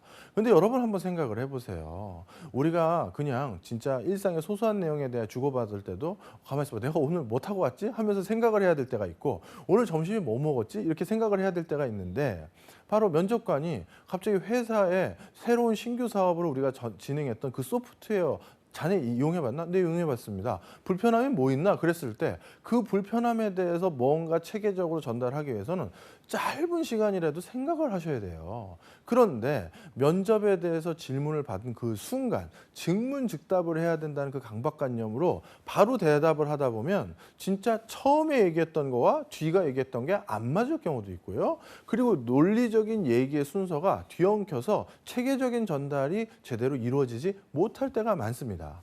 자, 그렇다면 어떻게 해야 될까요? 잠깐 그 질문을 되뇌이면서 뭔가 큰 그 어떤 식으로 내가 이거에 대해서 답변을 올려야겠다라는 큰 틀은 잠깐 짜셔야 되는 거예요. 물론 면접이라는 그 중압감 때문에 그 짧은 찰나에 5초 또는 10초라는 시간이 굉장히 길게 느껴지고 그 침묵의 시간이 나를 괜히 무능하게 만드는 것 같은 그런 느낌 때문에 뭔가 주저리 자꾸 답변을 하는 그런 습성을 보이게 되는 건 사실인데요. 그럼에도 불구하고 여러분들이 생각한 것보다 그 시간은 굉장히 짧습니다. 그리고 그 시간을 짧게 소비하고 그 뒤로 논리적인 설명을 통해서 답변하는 그 시간을 내가 지배했었을 때 느끼는 그 뭐라고 할까요? 성취감 그리고 그것으로 인한 효과성은 훨씬 높다. 이렇게 보시면 좋을 것 같습니다. 그래서 충분히 생각을 하고 답변을 해야 된다. 이렇게 보시면 될 것 같아요. 자, 3번 질문은 2번 질문과 좀 관계가 있습니다. 면접관의 질문이 길거나 난해할 경우 확인해야 된다라고 말씀을 드렸어요. 자, 이건 왜 그러냐면요. 특히 아까 앞서서 제가 보여드렸던 C 유형의 면접 스타일이나 B 유형의 면접 스타일의 경우에는 요거에 대해서 특히 많은 주의를 기울이셔야 됩니다. 면접관들 역시도요. 자신들에게 주어진 시간이 할당이 되어 있기 때문에 질문을 길게 뽑거나 질문을 뭐 잘못 뽑았을 때 다른 면접관이 질문할 수 있는 시간을 뺏을 수 있다는 생각 때문에 면접 질문을 던지고 답변을 하고 다시 재질문을 던지는데 약간의 중압감을 갖고 있습니다. 약간에요. 그러다 보니까 면접이 상대적으로 모호해질 수가 있고요. 뭘 물어보는지를 제대로 내가 캐치하기 어려울 수가 있어요. 여러분들 이해하셔야 됩니다. 면접관들도 사람이에요. 따라서 항상 명쾌하게 질문한다, 항상 정확하게 질문한다라고 생각하시면 안 됩니다. 본인이 질문하고 싶은 내용을 말로 아주 제대로 표현하지 못하는 어눌한 면접관들도 있는 것입니다. 따라서 그 면접관의 질문 내용을 내가 정확하게 파악을 못했으면 그거에 대해서 정확하게 다시 한번 되물어보고 저 면접관님의 지금 질문은 아마 이러이러한 내용을 물어보신 것 같습니다. 라고 하면서 한번 눈치를 보세요. 그러면 그거 맞는데? 라고 하면 그거에 대해서 답변을 하시면서 명확하게 이 사람의 내용이 뭐지를 이렇게 뽑아내시면 되는데요. 예를 들어서 지금 면접관님이 물어보신 내용은 아마 이 회사의 미래지향성에 대한 질문을 던지신 것 같습니다. 라고 하면서 그것에 대한 답변을 어느 쪽으로 끌고 가도 되는지를 슬쩍 동의를 구하셔야 됩니다. 그걸 통해서 이후 답변을 이제 받아야지. 예를 들어서 면접관도 이 친구 무슨 얘기를 하는지 들어보자라고 하면서 자신이 한 질문과 전혀 동떨어진 답변을 하고 있어도 일단 앞부분에 한 1, 2분 기다려주는 사람이 있어요. 자, 그러다 보면 어떻게 되느냐. 자, 내 질문은 그게 아니라 하면서 이렇게 딱 그 얘기를 하는 순간 억장이 무너지고 앞이 깜깜해지죠. 아이고, 이번 면접 망친 건가 하면서 옆에 있는 면접관님들도 저 소리를 다 들으셨네 라면서 엄청나게 위축되는 경우가 많이 있습니다. 따라서 그런 과오를 저지르지 않으려면 뭐 해야 된다? 면접관의 질문이 길거나 난해할 경우 반드시 확인해야 돼요. 그리고 이 3번에 대한 문항이 아까 앞서서 2번 잠깐의 시간을 두고 답변을 하라는 2번과도 굉장히 결부가 되어 있는 건데요. 자, 면접관의 질문은요, 그 질문이 길거나 난해하지 않더라도 간결하더라도 그거를 살짝 되뇌어 주실 필요가 있어요. 왜? 면접관 스스로 자신이 질문하고 싶은 내용이 아니라 잘못된 발언을 할 때도 있거든요. 따라서 자, 지금 저희 회사의 신제품에 대해서 유럽 진출이 적합한지에 대해서 물어보셨었는데요. 라고 하면서 살짝 그걸 되뇌이는 순간 아까 두 번째 제가 설명드렸던 내용인 찰나적인 어떤 그 침묵이 주는 중압감, 어색함도 완화할 수가 있죠. 그렇게 면접관의 질문을 되뇌이면서 충분히 자신이 한번 답변을 생각할 수 있는 시간을 벌면서 그 침묵도 자연스럽게 넘어갈 수 있는 길이 된다. 이렇게 보시면 될 것 같습니다. 네 번째입니다. 틀린 답변은 절대 우기지 마세요. 예를 들어서 면접관들이 질문한 여러 내용들을 답변하다 보면 내가 미처 생각하지 못한 회사의 상황이라든가 요즘 내가 미처 생각하지 못한 산업적인 변화로 인해서 놓친 것들이 드러나게 되는 경우가 있습니다. 지금 자네가 생각하는 그런 식으로 일을 처리하면 동료들에게 피해를 주는 거 아닌가? 아니면 자네가 하자는 대로 하면 우리 회사의 예산은 얼마인데 그거 다 써도 모자랄 판인데 이거 어떻게 할 건가? 라고 하면서 내가 나름대로 논 거를 가지고 제시했던 질문에 대해서 반박이 들어오고 그 반박 내용을 들어보니까 사실 내가 틀린 경우가 있을 때가 있습니다. 자, 그런데 이 틀린 것을 나 스스로 인정하면 이번 면접에서는 끝났다. 이건 굉장한 착각입니다. 면접관들도요, 신입사원을 뽑는 것이기 때문에 신입사원이라는 사실을 잘 알고 있습니다. 따라서 이 친구가 회사의 경험도 아직 일천하고 이 친구가 회사에서 아직 배워야 될 것도 많다라는 걸 충분히 알고 있습니다. 따라서 면접에서는요, 어느 정도 그러한 것을 배울 수 있는 기초적인 소양을 가지고 있는다는 것을 보여주시는 게 하나 있어야 되고요. 또 한 가지는 그런 것들을 배울 수 있는 애티튜드, 태도와 성품을 가지고 있다는 걸 보여주시는 게 중요합니다. 따라서 뭔가 회사에 들어와서 뭔가 일을 하다가 윗사람으로부터 뭔가 새로운 뭔가 문제점을 확인을 했고 이건 자네가 틀렸으니까 이렇게 처리해 라고 했었을 때 예, 알겠습니다. 이 부분은 제가 놓쳤는데 이렇게 해서 빨리 배워서 잘 처리해 보겠습니다.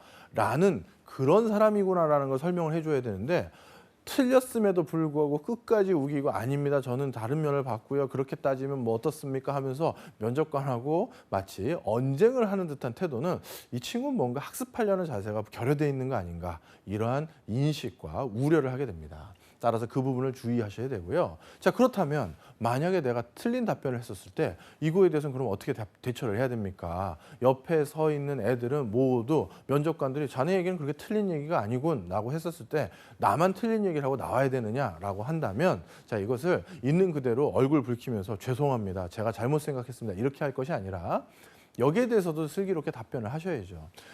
예를 들어서요. 면접관님이 말씀하신 예산 부분에 대해서는 제가 미처 생각하지 못했습니다. 하지만 예산을 빼고 나머지 지금 여러 가지 우리 주변을 둘러싸이고 있는 상황을 고려했을 때는 제가 생각하는 전략이 유의미하다고 생각을 했는데 예산 부분까지 고려하면 좀 수정이 필요해 보이는 게 사실이군요. 제가 나중에 회사에 입사하게 되면 그런 요소까지 고려해서 좀 더 보완된 전략과 전술을 구사할 수 있도록 노력하겠습니다. 라고 대답하면서 자신의 잘못도 어느 정도 인정하면서 그 부분을 빼고서는 나는 나머지 부분에서는 이런 확실한 나 나름대로의 시장을 바라보는 뷰가 있었다라고 설명하시는 게 좋아 보인다. 이렇게 말씀드리고 싶네요. 자, 틀린 답변은 어떻게 대응하라고요? 인정할 건 인정하면서 내 나름의 논 거에 대한 가치도 설명하는 게 좋다. 이렇게 말씀드리고 싶습니다.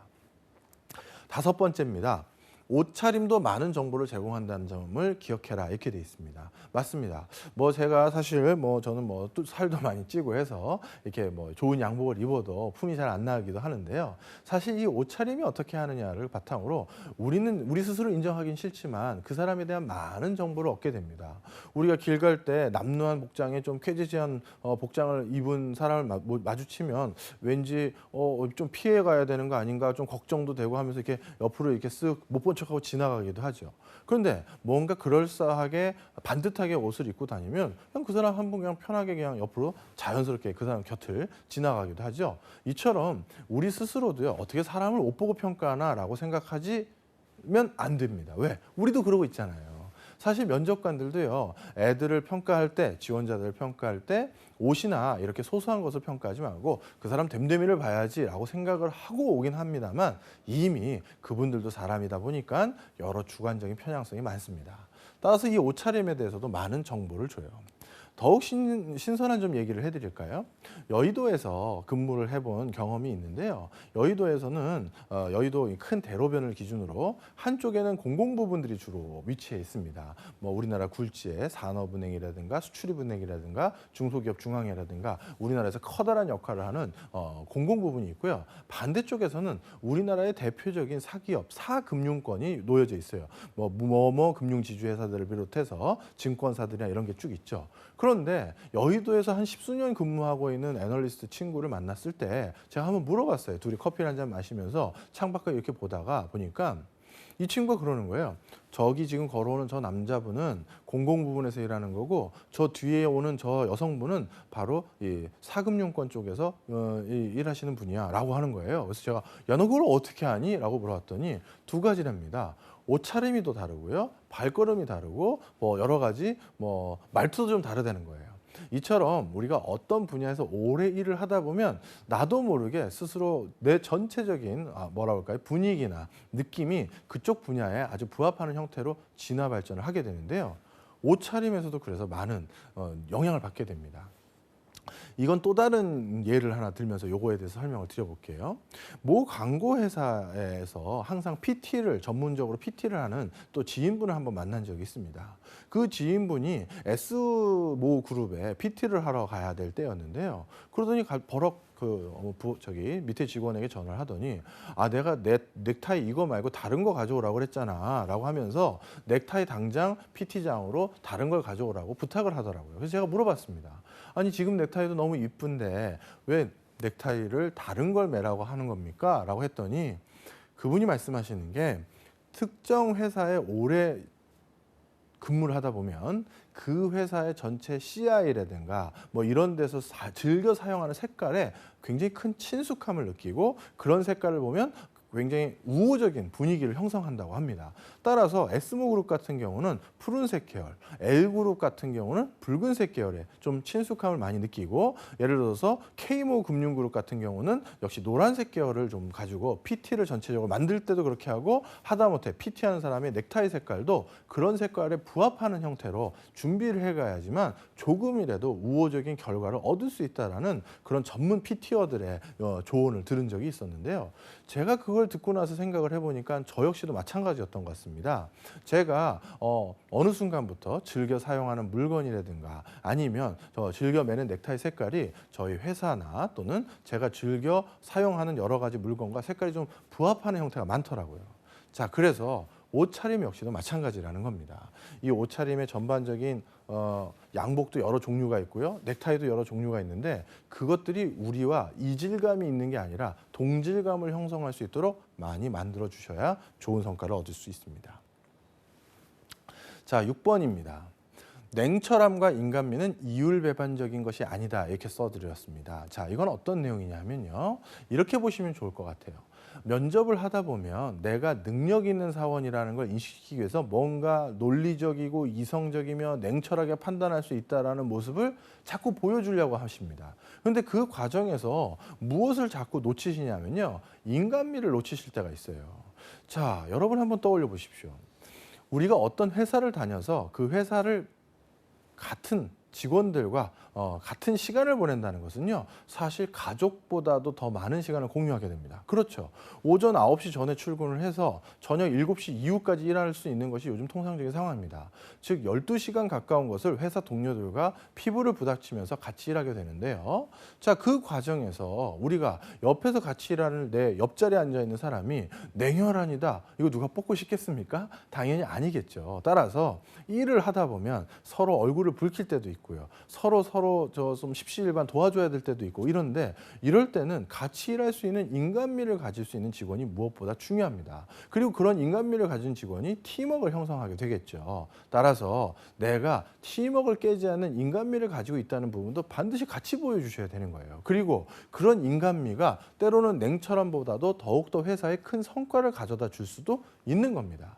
그래서 우리가 면접을 볼 때는요, 나 스스로 뭔가 옆에 있는 다른 지원자들마저도 배려할 수 있는 여유, 그 다음에 면접관이나 전반적으로 이 상황에서 나의 얘기만 일방적으로 주장하는 것이 아니라, 그리고 내 얘기를 조금이라도 더해서 옆에 있는 면접 보는 아이들이 피해를 받는 것이 아니라, 내 얘기를 하고 옆에 있는 사람들도 충분히 기회를 줘야 된다는 것까지 배려할 수 있는 배려심 있는 사람이라는 걸 보여줬을 때, 이 친구는 우리 회사에 들어왔을 때 불협화음을 일으키지 않을 친구구나라는 인상을 줄 수가 있다는 것입니다. 바로 이런 이유 때문에 냉철함과 인간미는 이율배반적인 것이 아니다라는 사실 한번 언급드릴 수 있어요. 자, 다음 내용 보겠습니다. 시선 맞추기의 중요성을 기억하자, 이렇게 말씀드리네요. 이것도 제 개인적인 경험에서 한번 말씀을 드리겠습니다.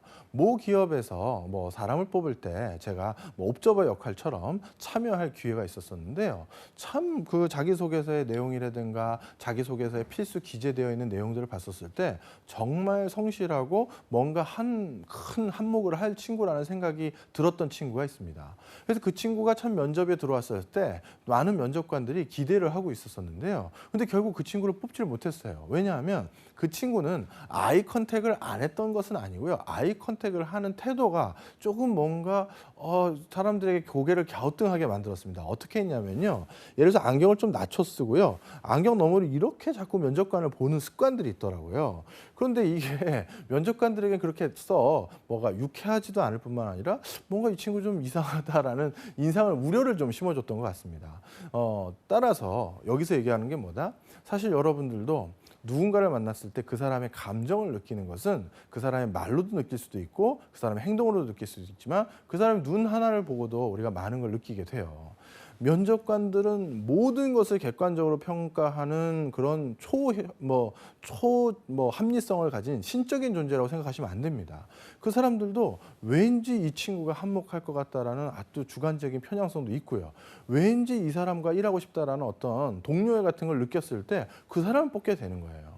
따라서 그러한 어떤 감성적인 것을 전달할 때 가장 유의미한 도구는 눈빛입니다. 부담감 있게 쳐다봐서도 안 되고요. 또 슬쩍슬쩍 수줍게 쳐다봐서도 안 되고 충분히 아이 컨택을 하면서 다양한 면접관들과 충분히 나는 소통을 하고 있다는 인상을 주시는 게 무엇보다 중요합니다. 따라서 너무 수줍은 것도 너무 공격적인 눈빛도 맞지 않는다고 보시면 될 것 같고요. 요거에 대해서는 또 재미있는 연구 결과가 있습니다. 우리 외국에서 만든 캐릭터하고 우리 동양에서 만든 캐릭터들 있잖아요. 요것이 좀 차이가 있습니다. 자, 우리 동양에서 만드는 캐릭터들은 대부분 눈이 어떻게 돼 있습니까? 이게 굉장히 크게 그려져 있죠. 우리 어렸을 때 우리가 좋아했던 만화 캐릭터들을 한번 떠올려 보십시오. 눈이 굉장히 과장되게 표현되어 있습니다. 자, 동양인들은요. 눈을 가지고 눈의 모습을 가지고 이 사람의 감정을 읽어낸다는 거예요. 그래서 만화 캐릭터를 만드는 만화가들 역시도 눈빛을 어떤 식으로 연출하느냐를 통해서 그 캐릭터가 지금 이 순간 느끼는 감정을 전달하는 형태로 사용하고 있습니다. 그런데 서양의 만화 캐릭터들은 조금 다릅니다. 어떻게 돼 있느냐? 눈보다는요, 입모양을 가지고 입에 중요시 여기는 경우가 많아요. 우리 그 찰리 브라운이라든가 스누피라든가 푸 있죠? 동물 푸요. 이런 거 보면 눈이 단추구멍처럼 작게 표현이 되어 있는 대신 입모양이나 이쪽이 굉장히 크게 표현이 되어 있어요. 이건 뭐냐? 서양의 경우에는 그 사람의 입모양을 보고 이 사람이 지금 느끼는 신호애락을 캐치한다고 합니다. 자, 우리는 한국에 있는 기업들을 대부분 지원하기 때문에 바로 아이 컨택을 통해서 많은 메시지를 공유한다는 거 다시 한번 기억해 주시기 바랍니다. 자, 8번 보겠습니다. 학생 어투를 버려라, 이렇게 적어드렸습니다. 이거는 제가 자소서 강의할 때도 한번 말씀을 드렸는데요. 면접 때도 마찬가지입니다. 예를 들어서 우리가 어떤 회사에서 직원을 뽑는다는 것은 요즘 같은 세상에서는요, 즉시 투입할 수 있는 전력이 되는 그런 직원을 뽑게 됩니다. 자, 그런데 즉시 투입할 수 있는 전력이 돼야 되는데 뭔가 학생틱한 분위기, 학생틱한 말투, 학생틱한 옷차림이면 왠지 이 친구는 철부지 같아야 되고 하나하나 또 가르쳐야 되는데 자, 내일도 바빠 죽겠는데 그 친구 누가 가르치겠어요? 가르칠 시간 없습니다. 따라서 나는 내일 당장부터 내 한 몫은 내가 할 수 있는 사람이다라는 그런 신뢰를 부여하기 위해선 말투부터 학생 말투를 버려야 됩니다. 제가 저기 간단히 몇 개 예시를 적어 드렸는데요. 입사 후에 예를 들어서 입사한 이후 빠르게 업무를 파악할 수 있도록 열심히 배우겠습니다. 이렇게 얘기하다 학생틱한 거죠. 입사 후에 빠르게 업무를 파악할 수 있도록 열심히 배우겠다. 학생이잖아요. 그런데 이거를 입사 후 업무 적응력을 높이기 위해서 이렇게 하면 이건 학생틱이 아니라 좀 더 직장인틱한 그런 느낌을 자아내게 되고요. 이걸 통해서 이 친구 왠지 준비되어 있는 지원자다라는 인상을 또 심어주게 될 수 있다. 이렇게 보시면 될 것 같아요. 따라서 말투가 단순히 단어조차도 우리가 직장인 말투, 단어를 선별해서 사용해야 된다. 기억해 주시기 바랍니다. 9번째 보겠습니다. 면접 전날 해당 기관의 홈페이지는 반드시 살펴야 된다. 이거 무엇보다 중요한 얘기입니다. 예를 들어서 그 전에 뭐 일주일 내내 다양한 그 해당 기관에 대한 여러 내용들을 우리가 다 숙지하고 왔다 하더라도요. 요즘의 회사의 상황이라는 건 시시각각 변하고 하루하루에 뭐 커다란 소소한 일들이 생겨나게 됩니다. 이게 바로 급변하는 기업 환경을 대변하는 얘기 중에 하나인데요. 자, 그런데 바로 내가 면접을 오는 그날조차도 그날 회사의 보도 자료를 읽고 왔다든가 그날조차도 그 회사와 관련된 여러 가지 뉴스 보도 내용을 살펴보고 왔다라든지 회사에서 제시하고 있는 새로운 어떤 뭐랄까요 정보들을 공시사항들을 살펴보고 왔다는 건 이 친구는 그 옆에 있는 다른 친구보다도 더 철저하게 면접을 오는 마지막 순간까지도 철저히 준비하는 그 준비성마저 보여줄 수 있는 것이죠. 그 다음에 이렇게 가장 최신의 정보들이라는 것은요.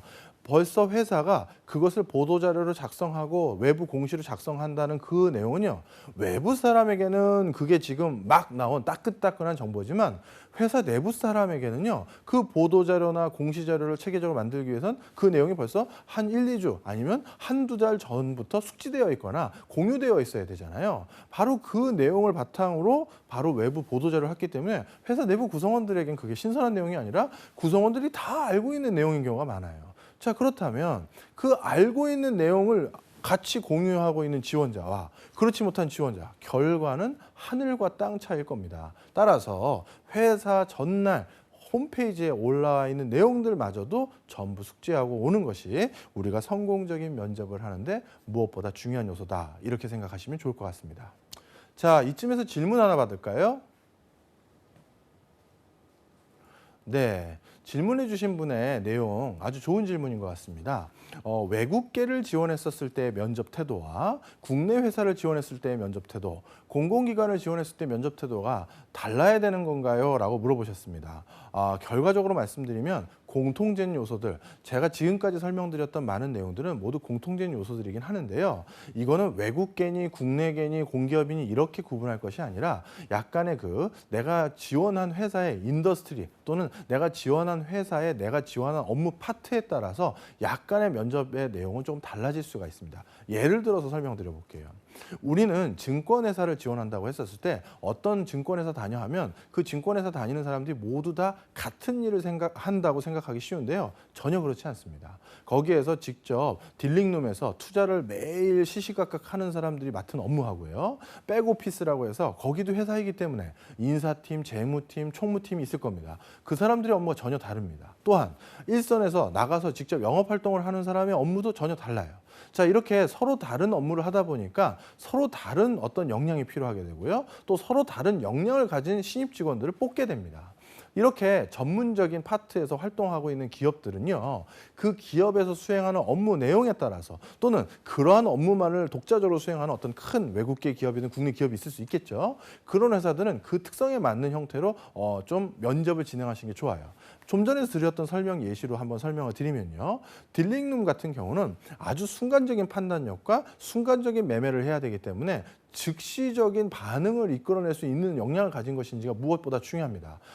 그래서 이로 인해서 많은 증권회사에서 또는 많은 투자자문회사에서 투자운용회사에서 딜링룸에 일하는 직원을 뽑을 때는 면접 때 이 사람의 순간적인 반응력, 순간적인 대응력들을 얼마나 갖췄는지를 굉장히 중요한 요소로 따집니다. 따라서 그런 곳에서 면접할 때는 다른 데보다도 템포가 좀 빠르거나 다른 데보다도 답변을 조금 더 빨리 하는 것이 유리할 수가 있어요. 그런데 공공기관 같은 경우는 상대적으로 신뢰성이 중요하고 안정감이 중요합니다. 국가기관이라는 건 신뢰성이 훼손되면 그 무엇보다도 큰 손실을 입게 되거든요. 따라서 신뢰성을 확보하기 위해서는 조금 불확실할 때는 아예 답변을 해서는 안 되는 거예요. 조금 불확실할 때는 아직까지 그 질문도 제대로 파악을 못했으면 질문부터 정확히 확인을 하고 그 다음 답변을 준비하는 게 맞습니다. 따라서 공공기관을 준비하거나 거기서 면접을 할 때는 방금 말씀드린 것처럼 신뢰감과 안정감을 좀 더 주는 그런 형태로 면접의 전반적인 분위기를 이끌어 가시는 게 훨씬 유익하다, 이렇게 말씀드리고 싶습니다. 다음 슬라이드 또 살펴보도록 하겠습니다. 끝까지 포기하지 말자, 이렇게 말씀드립니다. 이것도 이제 제 나이쯤 됐더니 제 주변 지인들, 대학 동기들이 슬슬 각 자신들이 일하고 있던 회사에서 이제 막 중간 직급들이 돼가지고요. 실무를 막 하는 사람들은 본인이 직접 면접에 참여하는 나이들이 됐더라고요. 그래서 연말에 뭐 동문회나 아니면 뭐 부부 동반 모임들이나 아니면 가족 모임들이 이렇게 있었을 때 이런 데 같이 참여를 하게 되다 보면 면접 때 있었던 소소한 이야기들을 서로 공유할 때가 있는데요. 그 과정에서 때로는 이런 경우가 있다는 겁니다. 앞부분 질문을 통해서 벌써 A라는 친구를 최종 합격시키기로 마음을 정했다는 거예요. 그리고 B하고 C도 나름 질문을 해야 되는데 A라는 친구에 벌써 마음은 갔는데 이 친구는 괜히 공격 한 번 더 해보는 거예요. 나중에 이 친구 나중에 어떻게 반응이 보이는지 보고 최종 합격하고 같이 일할 때 너 그때 그걸 그렇게 당황하면 어떻게 하냐, 이런 소소한 에피소드도 같이 공유도 하고 싶고 하는 그런 뭐랄까요, 뭐 좀 짓궂은 마음일 수도 있습니다만, 그래서 그 진짜 합격할 친구는 더 집요하게 공격을 하고 어떻게 보면 귀한 시간을 내서 우리 회사에 한번 지원해 준 사람에게 너무 또 뭐랄까요 억압을 하거나 위압감을 주고 돌려보내면 그것도 예의가 아닐 것 같아서 좋은 식의 분위기를 이끌어가는 경우도 있어요. 그런데 뭔가 나에게는 좀 뭔가 면접 분위기가 나이스하지 않아서 공격적이어서 난 떨어진 것 같아 라고 지레짐작하고 대충 답변을 하거나 답변을 무성의하게 한다면 처음에 면접관들은 이 친구 꼭 뽑으려고 했는데 이 친구가 아닌가 라는 오히려 의구심을 자아낼 때도 있습니다. 면접관들이 뭔가 공격을 하는 게 아니라 자신의 의견을 반박하는 것을, 또는 간혹 가다가 나 혼자 공격을 당했다고 생각하시는 분들도 또 계세요. 그래서 당황스러운 건 그 예전에 직원을 뽑았는데 그때 저한테 왜 그러셨어요? 라고 나중에 물어보는 거예요. 근데 저는 그걸 공격한 의사가 아니라 그걸 알려주려고 했고 그것이 잘못된 거니까 그럼 그거에 대해서는 너 어떻게 하려고 했었니? 라고 뭔가 하나라도 좀 알려주고 싶은 마음에 했는데 그 순간에는, 면접이라는 중요한 순간에는 그걸 공격을 받았다고 생각하기도 한 겁니다. 따라서 실제 공격이 아닌 경우도 있고요. 실제 더 애정어리게 뭔가 더 다양한 요소들을 추가 질문하는 경우도 있습니다. 그거에 대해서 잘못 판단해서 지레짐작해서 포기하시는 경우는 커다란 성과를 누릴 수 있는 기회를 스스로 놓치는 거다, 이렇게 생각하시면 좋을 것 같습니다. 자, 또 다른 질문 하나 받아볼까요? 네, 이번에 주신 질문은요, 아까 제가 보여드렸던 면접 유형 중에서 C 유형, 다수의 면접관과 다수의 지원자가 있는 상황에서 옆에 있는 지원자의 답변이 뭔가 부실했고 옆에 있는 지원자의 답변이 뭔가 문제가 있었을 때 내가 저 친구의 답변에 대해서 추가 답변 드려도 될까요? 라고 하면서 그것에 대해서 추가 답변을 해도 되느냐라는 질문입니다. 충분히 그런 욕심 나실 수 있어요. 예를 들어서 이 옆에 있는 친구들이 어떻게 보면 경쟁자 아닙니까? 내가 살아남아야 되는 거죠. 그런데 이 옆에 있는 친구한테 했던 답변은 내가 정말 잘 답변할 수 있는 거고, 근데 나한테 했던 답변은 내가 참 답변하기 어려웠던 건데 너무 무릎을 치면서 아쉬우실 겁니다. 그럴 때 옆에 있는 친구의 답변에 대해서 이거 제가 답변 저 추가적으로 해드리겠습니다라고 하면 시키지도 않는 일을 했다고 공격을 받을지, 아니면 그래 자네 한번 답변을 해보게 해서 그걸 잘 답변하면 어떤 가산점을 받을지, 그거에 대한 고민 아마 많은 분들이 같이 하실 겁니다. 자, 여기에 대해서는 사실 결론은 없죠. 면접관들이 예를 들어 그것을 어떤 식으로 받아들이게 만드느냐가 여러분들에게 달린 것입니다. 예를 들어서 이 친구 옆에 있는 사람들까지 다 짓누르면서 자기만 살겠다는 이런 친구구만 라는 인상을 주면 오히려 그건 마이너스가 될 겁니다. 그런데 이 친구가 아까 했던 답변이 자신에겐 부족했고 옆에 있는 이 친구의 답변에 대해서는 자기가 좀 더 알아서 그거라도 좀 해보고 가서 나도 좀 여기 이 회사를 다니고 싶은 그 열망을 실현해보고자 하는 거구나라고 하면 조금 뭐 가엽게 여긴다든가 좀 기특하게 여길 수도 있겠죠. 그래서 이런 거는요, 말을 하는 뉘앙스, 그리고 저 친구에 대한 질문에 저도 답변 드리겠습니다라고 그걸 청할 때 그 청하는 분위기, 이런 것들이 또 굉장히 중요합니다. 그 다음에 이걸 직접적으로 이 친구의 답변을 제가 뺏어서 아니면 추가로 이제 해서 마치 배틀을 붙는 것처럼 하면요, 이게 좀 면접 전체 분위기가 좀 안 좋아질 수 있습니다. 그럴 때는 다시 자신에게 어떤 질문이 왔었을 때 그 질문에 녹여서 뭐 저는 그거에 대해서는 이렇게 생각을 하는데 사실 이 질문은 아까 저 친구에게 물어보신 것과 좀 결부된 면도 있습니다. 그거에 대해서 같이 설명을 드리면 하면서 답변을 자연스럽게 같이 녹여서 하는 걸로 방법을 생각하시면 좋을 것 같습니다. 그리고 만약에 옆에 있는 답변을 굳이 자르고 자신이 추가 답변을 하고 싶다면 옆에 있는 지원자께서도 정말 좋은 얘기 해주셨는데 저는 이런 측면도 한번 생각해 봐야 된다고 생각을 합니다 하면서 얘기하면 이 친구의 의견도 존중하면서 내 의견도 얘기한 것이 되겠죠. 그래서 말의 어투와 뉘앙스가 무엇보다 중요하다. 그거 꼭 기억해 주시기 바랍니다. 자, 오늘 면접 10개명에 대해서 살펴봤는데요. 어떻게 도움이 되셨을지 좀 모르겠습니다. 면접을 할 때 여러 가지 중요한 요소들을 오늘 체크해 봤고요. 그리고 면접은 가장 마지막 라운드에 있는 최종 합격의 바로 앞 단계에 있다는 점을 생각하시면서 오늘 내용 꼭 숙지해 주시기 바랍니다. 여기서 마치겠습니다. 감사합니다.